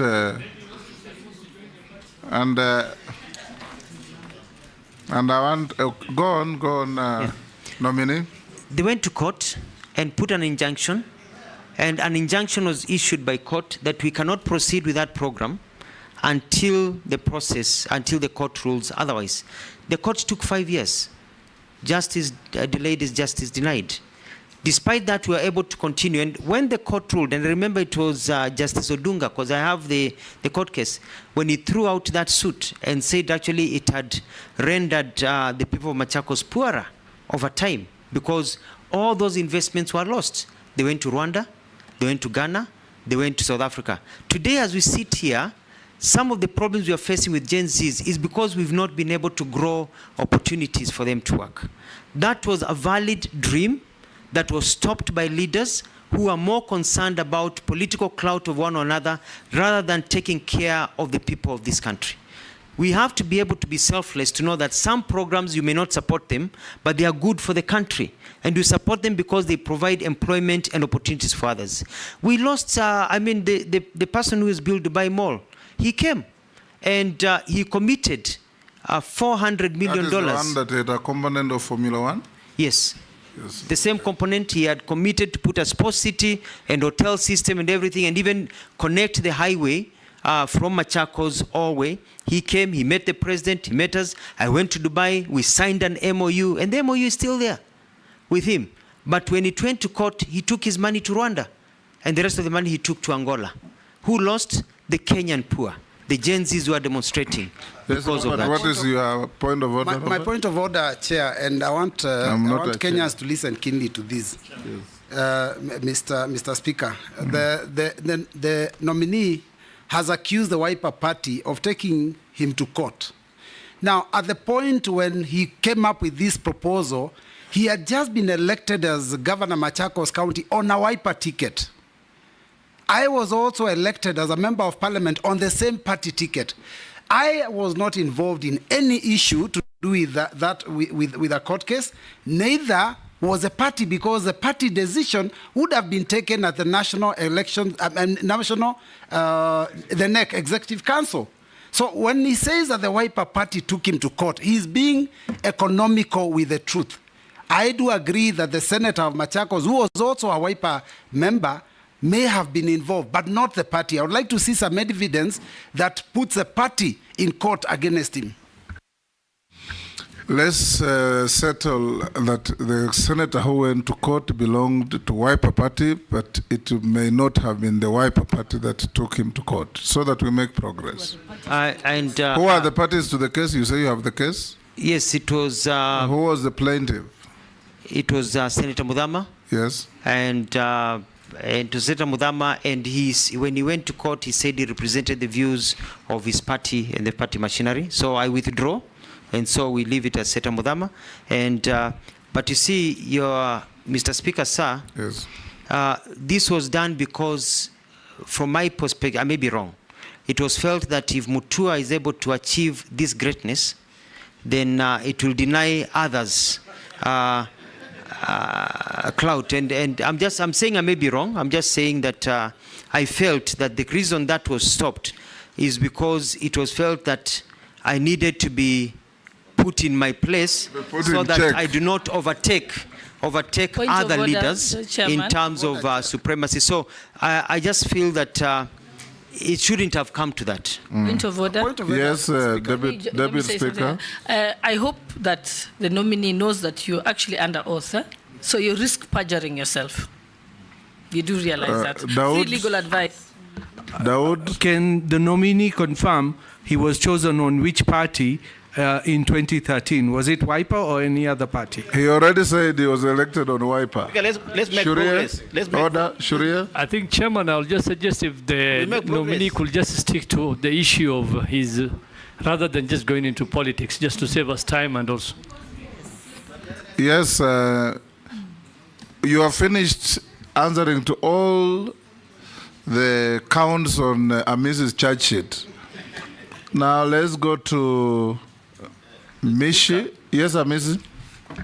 He has answered everything, including the one that was sent in by a member of the public. It's not a court case. Yes. The reason why I've pushed all those is because of your history. And you know, there is developmental stage. You can't just go to a country, copy something, and replicate here, and you think everything will work. So it puts the office you are holding in jeopardy, the name of the country, the name of the citizens, because of the theatrics manner or melodramatic manner you operate in your office. That's why I brought out those issues. I'll take the next three. Mishi, Honorable Mishi, Honorable Shuria, and Honorable Raso. Thank you, Honorable Chairman. Honorable Chairman, my question will be on Kenyans working as domestic workers in the Middle East, and I want to focus in Saudi Arabia. And my reference will be the gravity of the reports concerning the mistreatment of Kenyans working there, ranging from denying of food, beaten to death, taken to jail under unnecessary circumstances. Honorable Chairman, just recently, and I want to say thank you to you because you're among those people who assisted me together with the Cabinet Secretary, Prime Minister Musalia Mudavadi, to bring the body of one of my electorates, a lady who was working in Saudi Arabia, traveled with his employer to Egypt, and after 2 days, he died under unclear circumstances. It took us 1.5 months to have the body brought to Nairobi, then transferred to Mombasa. Honorable Chairman, I know there have been some reforms regarding the same issues, but I'm feeling that somehow there's no law enforcement, and I believe they are what we call international labor standards or labor laws, and we also have those who are domestic. And most of the time you are talking about this issue We are putting some reforms, but yet nothing has been done. In the reports of that case which I've just mentioned, it has written that the death of this lady is under investigation. And this is not the first time. I had another previous case some months back. It had the same report that it is under investigation.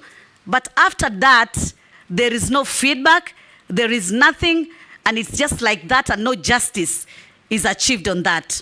So my question is, do we have some protocol where it should be followed in case of such unfortunate happenings that the family maybe need to follow so that to ensure that they get the body at good time? For us as Muslim, you can imagine she was a Muslim and she had to stay in mortuary for almost 1.5 months for her to come back to Kenya.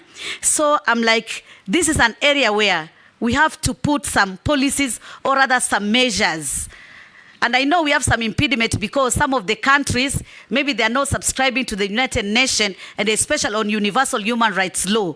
And that is why it became very difficult. We have been putting so many resolutions at the international level regarding this issue of human rights violation. But still these cases keep on happening each and every time.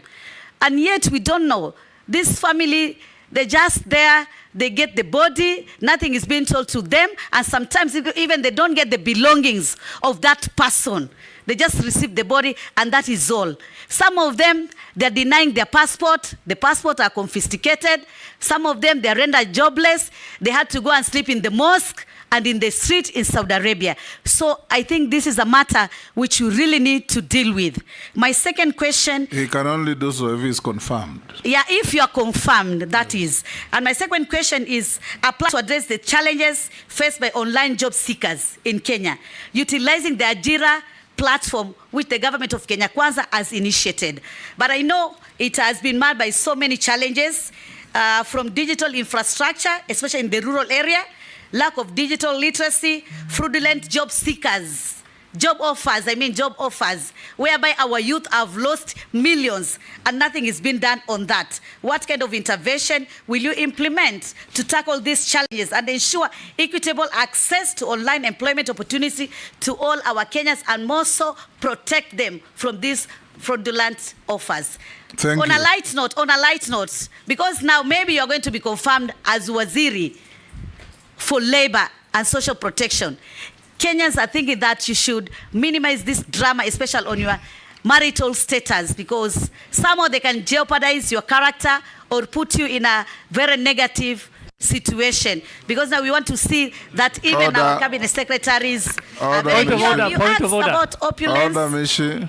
Yes. I think there is no requirement for one to be married to be considered for public office in this country. I'm saying that drama, there'll be some drama. You have talked about opulence. You talked about opulence on Murchumba Murkomen. You talked about opulence on Honorable Jogo. This committee will not open anybody's bedroom. Shuria,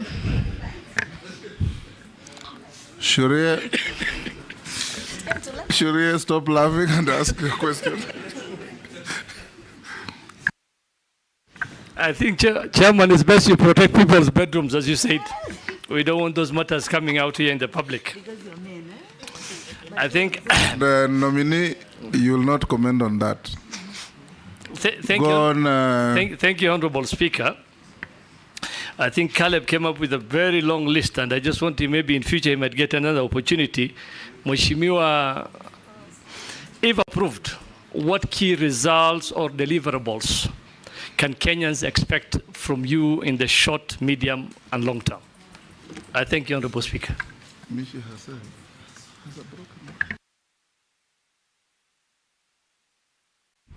Honorable Raso and then Mule. Thank you very much, Honorable Speaker. Honorable Alfred, you are the governor of Machakos, and also you are government spokesman. During those two stints, we were able to follow you. You were able to publicize what you are doing, the government agenda, when you are the spokesman. But once you were vetted by this committee and you appointed a cabinet secretary, You just slowly faded away. Is it that maybe it is comfort zone to be a cabinet secretary? Or the dockets that you occupy were not really engaging? Because Article 152 clearly says what is cabinet. The president, the deputy president, the attorney general, and 14 to 21 cabinet secretaries. Those are the people who run government. And because of your background, we expected you to really support the government you are serving, particularly in advising them on the area of communication, because your PhD is on communication. So maybe you will comment on that. Honorable Speaker, I need to ask something on labor. Not preamble, because I am just asking two questions because of time. Go ahead, go ahead. Thank you, Honorable Speaker. Honorable Alfred, my second question, we had two generals in the army, the late General Mlinge, General Mahmoud. During army recruitment, recruiting officers will go to an area and they will say, look out for this tribe, because they were looking out for the minorities, that minorities should not be excluded from the army. When we come to the ministry, if the House approves you, the ministry you are likely to go to, labor. Do we have systems in place to monitor, to evaluate, to look for minorities? Because I think it's not good enough to just speak on the radio, the social media, or the Gazette. And yet a lot of youngsters who are in the rural areas do not have access to many of these things. So if the House approves your nomination, what is it that you are likely to do? That there is regional balance, ethnic balance, and a lot of youngsters will be able to get opportunity in Kenya and even overseas. Thank you, Honorable Speaker. Thank you very much. And no Machakos drama. Thank you very much, Mr. Speaker. I stand guided. Mr. Speaker, I want to ask the nominee. This country, and I want you tell the civil servants in this government, there have been unrest in different cadres, doctors, nurses, lab technologists, electricians, whatever. And once there is unrest between labor disputes, there is always a negotiation and an agreement is arrived. But time and again, you will come and hear that the same union claiming that the government is not honoring the agreements. As you get into this ministry, can you tell Kenyans what will you do to make sure that every agreement between the civil servant and the government of the day are implemented to the letter, not to leave it just to unions, not to leave it to the ministry itself, not to leave it, even, we saw the last one for doctors, whereby we have a ministry for labor, but the head of public service had to come in for negotiation. When we have a standalone ministry for labor, please, if you are approved by this committee, tell Kenyans today how you will do differently to make sure that we don't get this embarrassment to the employees of government. Nominee, you can answer those from Honorable Mishi, Shuria, Raso, and Mule. I want to agree with Honorable Mishi about the gravity of the issues. I have done my research and I've realized that our children are going to countries where we don't really have agreements with those countries about how to operate and what needs to be operated. There used to be a big problem also because I remember I sat on this seat, Mr. Speaker, And I promise that if confirmed and appointed as the Minister of Foreign Affairs, my first trip would be to Saudi Arabia, and I did that.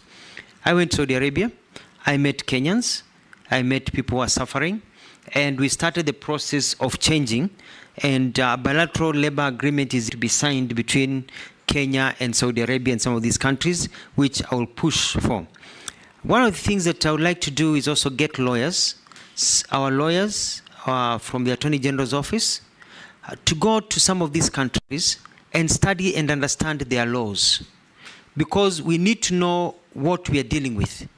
Because what we may think here is important may not be covered in their laws. So that we can also be able to know how to navigate those countries, because we can't go and impose our laws to them. And we see how we can work with them, especially if they are not signatories of international conventions that we are signatories to. And the protocols that need to be measured. And my apologies that, you've had to go through many of these challenges where people die and they can't even get their things to be brought back home.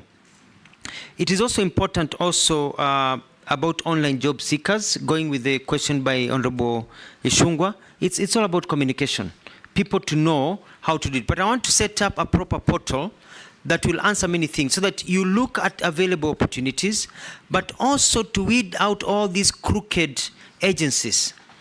We'll publish, as a government, a portal and lists, which you can even put in the newspapers, of the approved agencies. Because people keep on asking, is this right? Hii advertising ya Canada ni ukweli, hii ni ukweli. So that now any advertisement without the name of a company, we can be dealt with, according to the law, because they'll be lying to people. And if there's a name of a company, people can cross-check the government website or government documents and be able to verify that that is a recognized and proper company. And don't be surprised if we have to knock out a few companies and bring more in that are straightforward, so that they don't lie to our people. So we're looking at a one-stop shop in terms of connecting people to jobs. Mheshimiwa Shurie, I was saving this for the end, but thank you for your very good question. And that is that I want to change how workers view the workspace. I want people to be comfortable when they go to work. I want to be able to get employers to provide for the employees good working conditions. Whether you're a house help, a doctor, security guard, everybody, you should feel that you have got a system that protects you and that you work in a good environment. I also want to work with the employers so that we can see what we can do as government, remove some bureaucracy so that they can expand. I want to call upon them and see how we can be able to create an opportunity for them to employ more people, cut down or maybe forego some little profit to employ one or two people using the principle of consumer spending, so that you get more people, spending people in the market to grow the industry. So I want to look at some of those things. The labor migration, I want to move the numbers from the ones that are there to about 5,000 a week. If we can get there to 10,000 a week eventually, people going overseas. But to do this, I want to work closely with all of you. I want to work closely with all members of parliament. I want it to be constituency-led so that we can have quotas, and we know that this constituency where you come from, where all members of parliament come from, can provide people who we can now send overseas, so that you as leaders can take the lead in identifying and maybe helping people on the ground to be able to be recruited to go overseas and get jobs. When it comes also to BPOs, setting up centers, we don't want somebody to come all the way from Nyanza, where Mheshimiwa Junet comes from, to Nairobi to get an online job or to get a job in a call center. We'd like to set up call centers in every constituency so that you can be able to see how it's working. Because now with internet connectivity, you don't need to be in the big cities for you to be able to get some of these opportunities. When it comes to Employment Act, we need to overhaul the Employment Act. We have offices across that will need to look at how they perform and how they work, and I want to motivate my staff to work well. And the issues of social protection, we have to ensure that our people do not fall through the cracks. We want to be able to provide opportunities for our people so that COVID has taught us when there's hardship, there's something to be able to fall back into. In the United States, in Australia and other developed countries, there's even money given to people who are unemployed, unemployment benefit. We are not there yet, but we can start putting the structures to get there by getting a lot of these laws and policies that are pending to be fast-tracked so that we can increase entertainment. Mheshimiwa Caleb talked about my interest in the film industry, and you know, Hollywood was not built by money from donors, but by money from entertainment. And this is an area we can galvanize on, you know, get the entertainment sector to grow in our country. It can be a huge employer. The sports industry, I'll work with many of my colleagues to ensure that there's job creation, because as a Minister of Labor, we are cross-cutting in terms of ensuring that people are able to work. There's a question about equity and expanded government. And one of the things that I like to do is that we have to start publishing data that shows the inclusion of everybody in our government in different areas. I think that is critical, so that people may have the idea that they are not included. It's good for them to know that they're included. So that's one thing that I like to do, is constant publishing of data. There was a question about, Shri asked me about the question, or Raso, Mheshimiwa Raso, about comfort zone. I'm not in a comfort zone, but you see, when you're a governor, you head your own government. So you can shout as much as you want. When you're a government spokesperson, you have the authority to speak as much as you can. When you work as a cabinet secretary, you are also toned down kidogo, because you're working for a boss or bosses. But I think the lessons that we've learned is that we really need to communicate. And I want to promise the country that you'll see the Mutua who communicate much more, especially in this new docket, if confirmed and sworn in. Thank you. Lastly, Mr. Speaker, Mheshimiwa Mule had a very good suggestion. Thank you very much.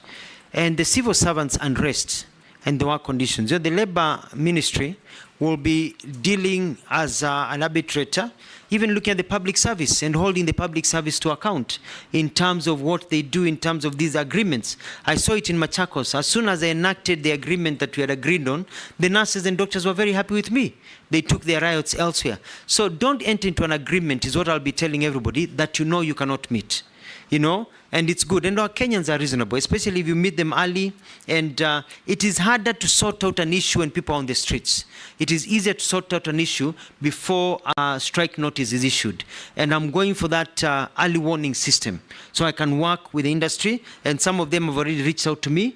They're saying, if you're appointed, if you are vetted and you go through, we'd like to come and meet you, because they are festering wounds. And so I'll open my door to meeting. And so we tone down all of these issues.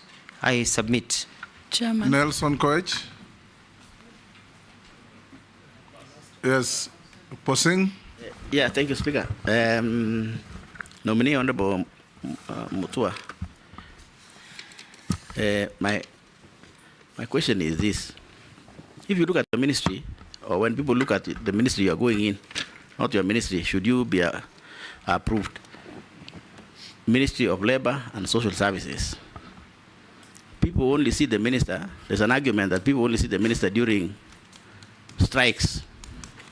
So it's almost being called what somebody told me. It's called a strikes ministry or a firefighting ministry. That's the only time people can be able to engage or see the minister for this Ministry of Labor and Social Services. Honorable Mutua, tell Kenyans who are watching you and us and this committee to be able to look at how to analyze you for suitability in accordance with Section 7 of the Act. What else is expected of this ministry that Kenyans don't know? Maybe they have not been communicated, or Kenyans can expect from you, so that they don't see Honorable Mutua today in the vetting. Should you be approved? They only see again Honorable Mutua during what? Firefighting, when there's a strike in this country, then they see, oh, there's somebody called Mutua. What else will Kenyans expect out of you, Honorable Mutua, within your ministry that is not of strike? Thank you, Speaker. Kikaria. Thank you, Chair. There are industries that exploit workers, mostly the casual labor, by paying them below the stated remuneration rates. denying them the union rights and health benefits, exploiting them to unsafe work, exposing them to unsafe working environment. What measures will you take to address this? And secondly, it's about the street families. Now with the new constitution, we used to have the Rehabilitation Trust Fund, but that was run under the Local Government Act, which is no longer in force. But the street families keep on growing day by day. What action will you take first to reduce these numbers, or even to address, because most of these families, not that they don't have, you find kids on the street, but they go back home, or even now find a family, a mother with children on the streets. So what are you going to do to address this very, very needy issue that we need to take our kids back to school? Thank you, Honorable Chairman. Answer those two quickly. Thank you, Mr. Speaker. I'd like to say that in terms of labor and social protection, I agree with Mheshimiwa Kosing that people only seen when there are riots. Now, I'm going to go around this country. I want to visit all the constituencies to talk to Kenyans and especially young people about the opportunities that are there. Kenyans are not lazy. Our young people are very active and very smart and very sharp, but they need opportunities, not handouts. And so I'll be traveling to all the counties. They'll see me. I'll be very heavily on media, telling to them about the jobs, the kind of skill development. I'll also be looking at the working conditions of factories. Do not be surprised if 1 or 2 or 3 factories are shut down because of poor working conditions that go even against the international tenants, because we have to make sure that our people are respected in the way they work.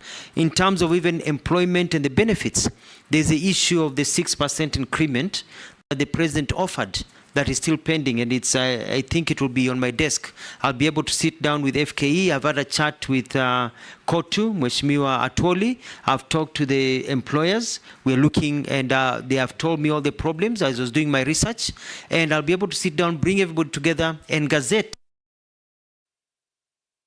in the salaries that they deserve because of the state of the economy, and be able to improve that and make sure that those are met. So I'll be very, very active, Mheshimiwa, and I think you'll be very proud of me and the work that I'll be if I'm confirmed. Mheshimiwa Gikaria, I think I've answered the same question because it is important for us. Now, in street families, I was very active when I was government spokesperson to try and work on a system of removing street families and rehabilitating them. I want to go back to some of the programs that we started at that time in the government of Mwai Kibaki. And my investigation has shown that it has become no more, no more process. I've looked at the different acts and laws that are there, and it's all about implementation. We are going to set up a target as a country and say that by this time, we need to have done A, B, C, D so that we don't have street families, and be able to rehabilitate and even take people back to the countryside where they came from so that we can reunite them with their families, so that people can continue working with their families the way we are doing in the children's sector. Instead of taking people to orphanages, we reunite them with the families. Mheshimiwa Mbui will be very happy to know that we are building, we want to develop a model rehabilitation center in Mavoko, which is very close to Kadiani. That you are building? A rehabilitation center in Mavoko. There's 20 acres there. I'll be sourcing for funds from development partners and others so that we have a place whereby these children can go before they are taken back to their families to be trained and taught, and also growth and a follow-up system so that we remove them. It is quite sad, like now it's very cold, to find people suffering in the streets, and we'll need to put up shelters that they do in other places whereby people can go and receive some food, and that's safety net for the very poor in our country. I submit. Chairman, I have one stressing, just one, a small one, very stressing. Yes. All of us as a country.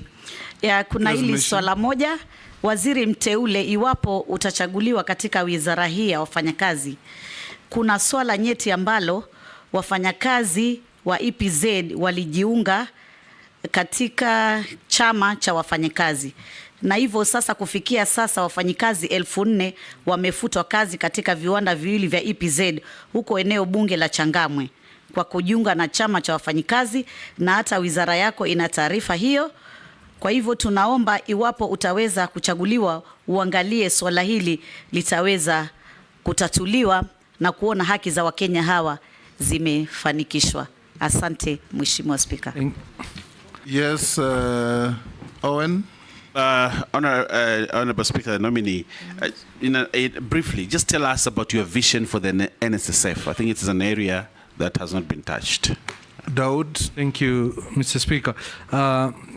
If you're confirmed, how will you pursue qualifications, equivalency, so that our qualified Kenyan professionals can move across the globe and sort the menace of unemployed professionals such as doctors and others? This is a question from one of the Kenyans.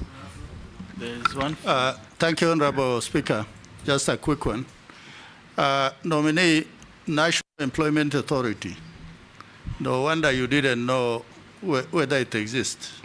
Actually, it is somewhere in Kasarani.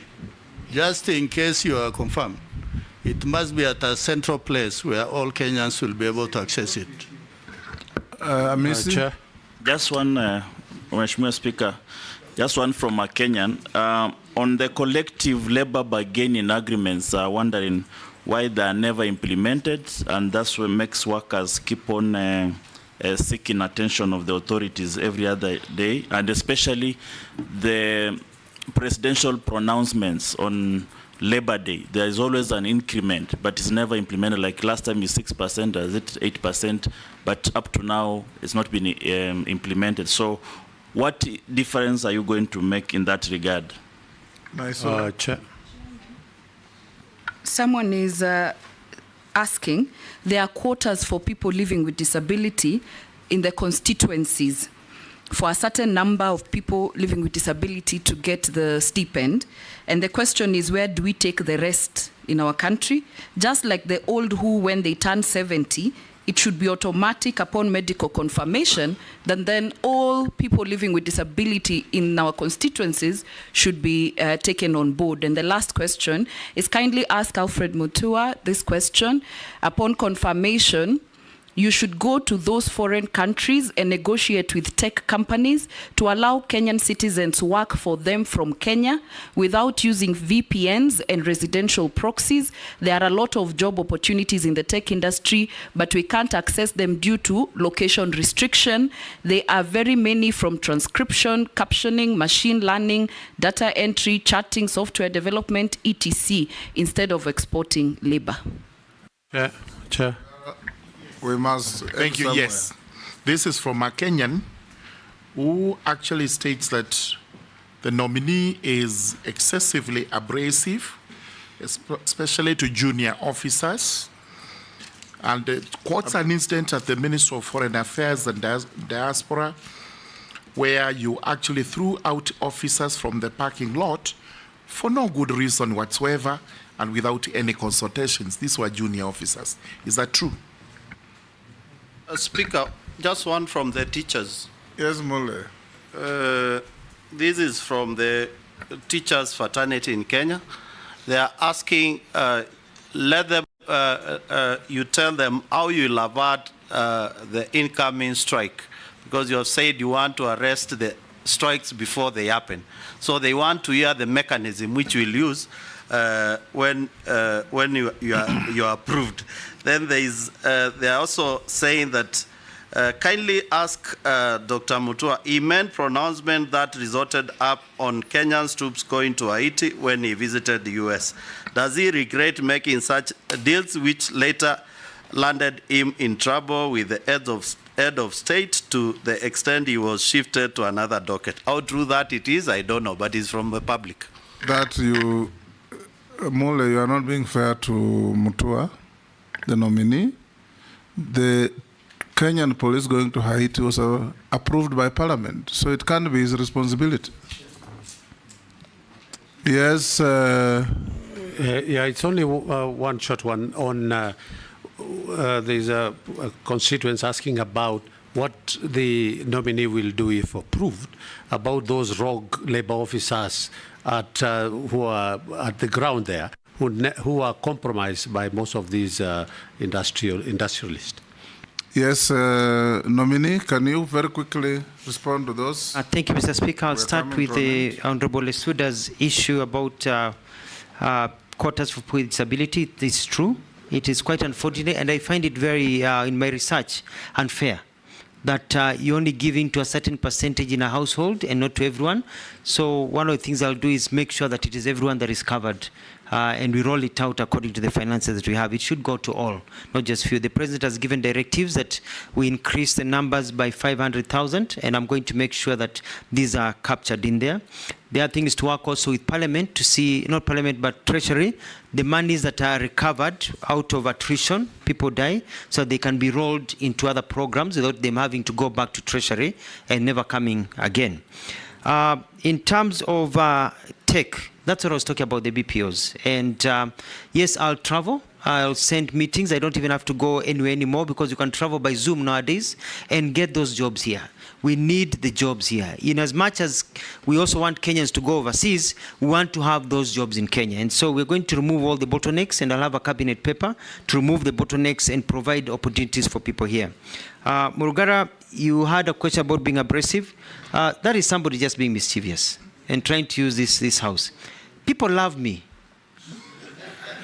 very much.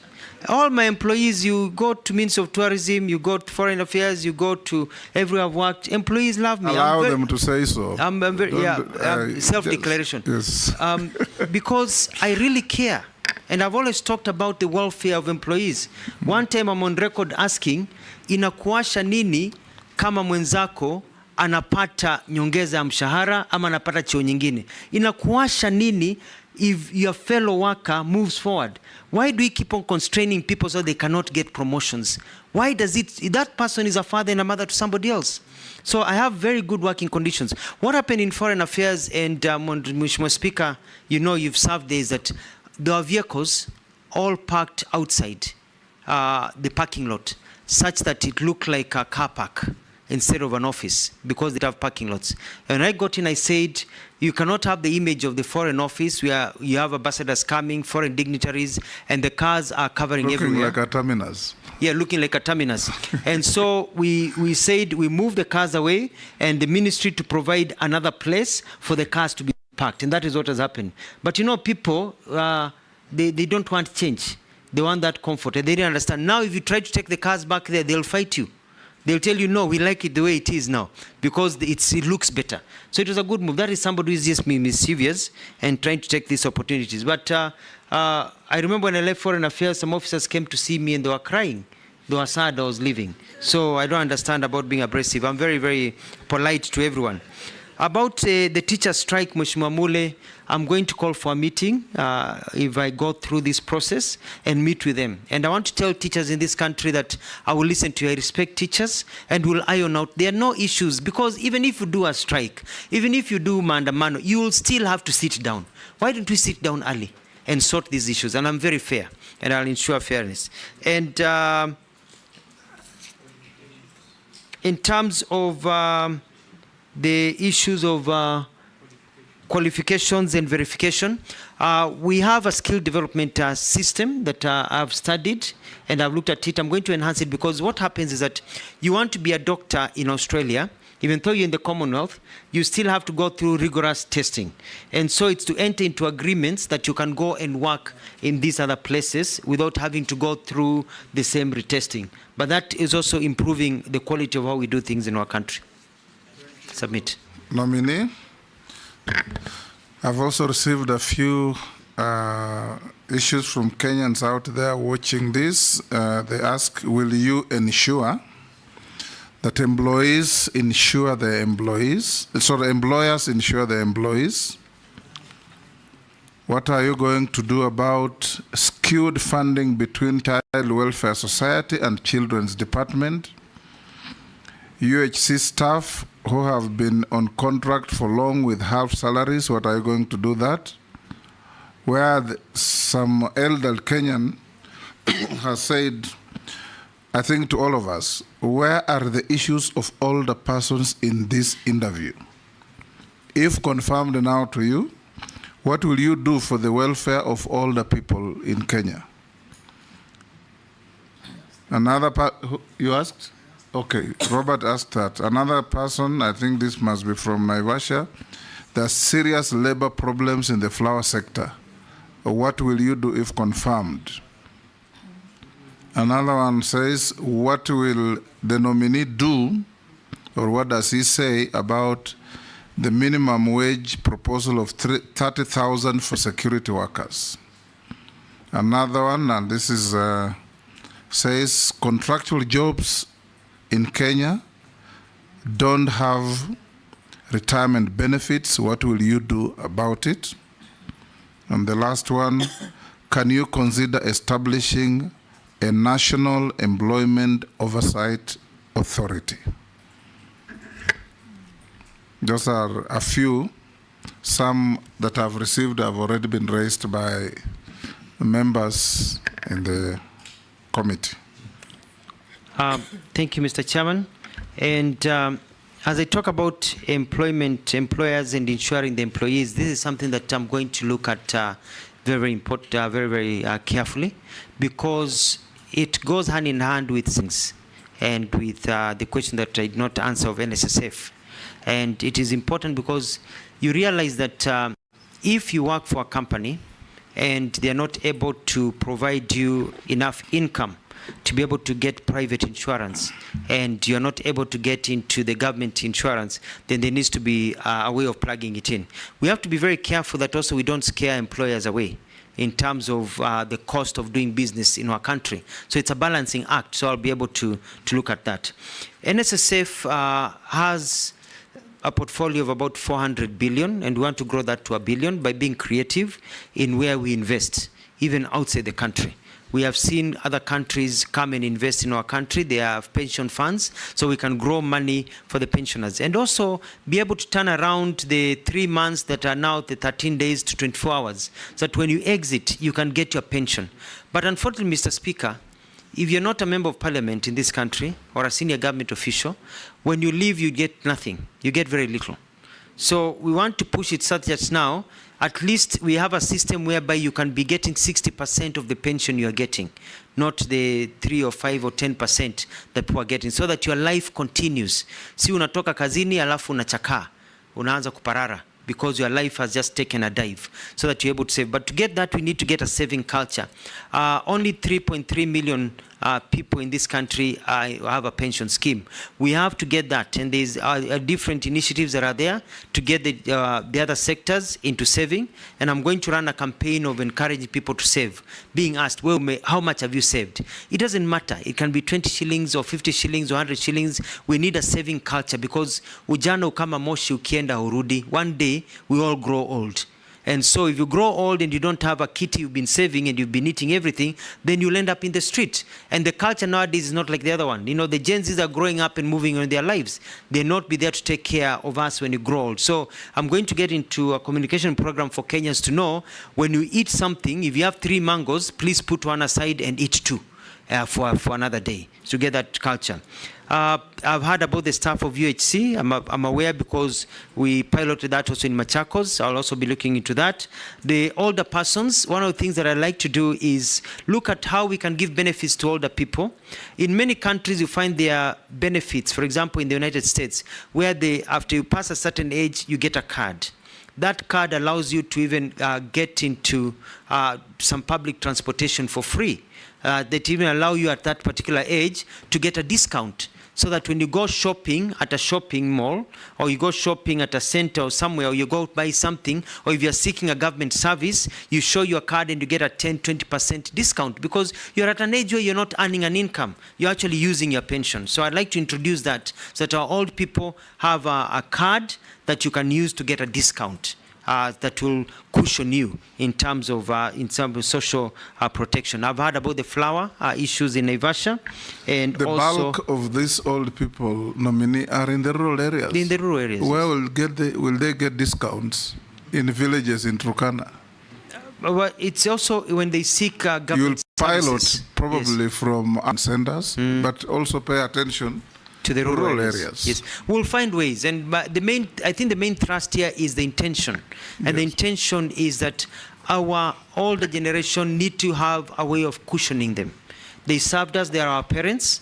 They have taken good care of us. Let's cushion them in the old age and create a system in our country that takes care of them. Even as they go about with the Inua Jamii, that is good, but also whether we can even go further and see how we're working with other organizations, see what we can do. There was a question about the child welfare and Children's Society and their fundraising. We will be bringing, if I get confirmed and appointed, cabinet papers to see whether we can create special funds so we can have internally regenerated funds for able to use for children welfare, and also fast track some of the laws. For example, Kenya has been identified as a country that is heavily involved in child trafficking. We are a conduit of child traffickers. We are a destination of child traffickers. We are a source of child trafficking. And it is also because we have failed, and I'll be bringing through cabinet, I think it's already there, through the, if I'm appointed, through the Mheshimiwa Ishungwa, the passage of us to get into the Hague Convention for the protection of child, trafficking. Because if countries like Somalia can sign child trafficking in the Hague, and Tanzania and Uganda and others, and we have failed to do so, it makes us look like we really support trafficking of children across the world. On the minimum wage, I will look into it. I'll sit down and see, because it depends on what the market can afford. But also we need to, I remember as I finalize, Ford, when Henry Ford, when he built the Ford company, he said he would pay his employees enough money that they can afford to buy the cars that they build. We need to be a culture where we can pay people enough money to enable them to be able to live decent lives according to what the market can also afford. So it's a discussion with the employers, because we don't also want to destroy the good enabling environment for work, but it is important.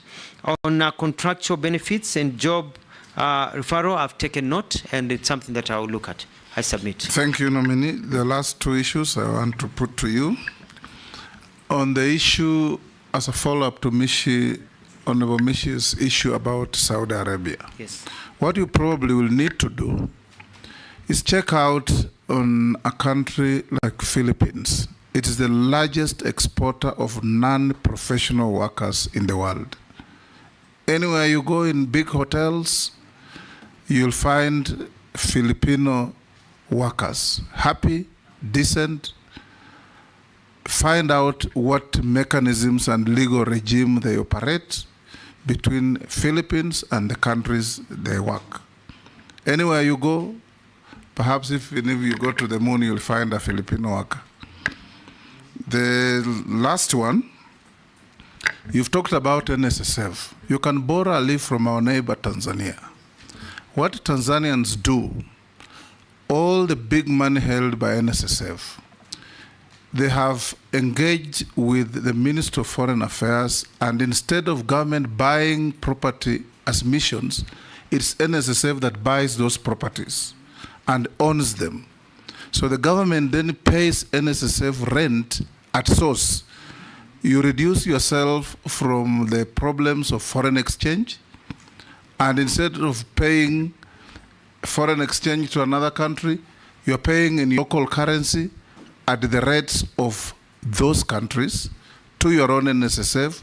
So even the rate of return on the investment is excellent. You may consider engaging NSSF to do that. I'll end there, and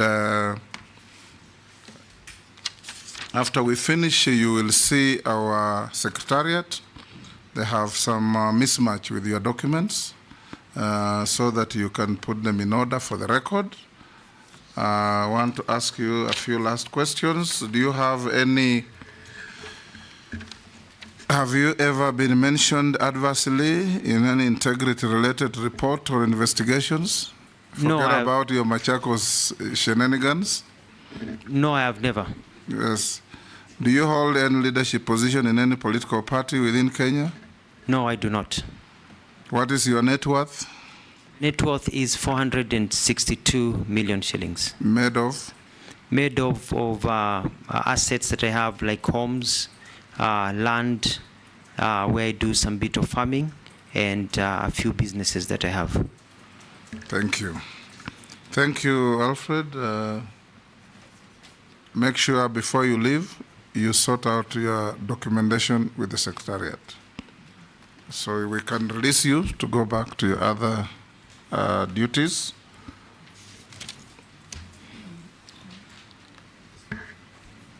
And thank yes, you. Yes, pardon? Say? Yes. Oh, how? Sorry. Yes. You appeared before us in 2022. How much were you worth then? I think that's a serious omission. I was worth 420 million shillings. And today? And, 462. Yes. It's been about 9 to 10% normal growth in terms of land value and growth in the industries. Thank you. You may be escorted by our sergeant. Have a good day and a blessed Sunday.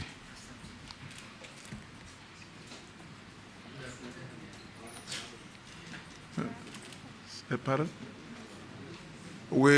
Honorable members, you'll have a 10-minute break to allow the clerks to put the documentation for the next nominee. Nyinyi Wakamba.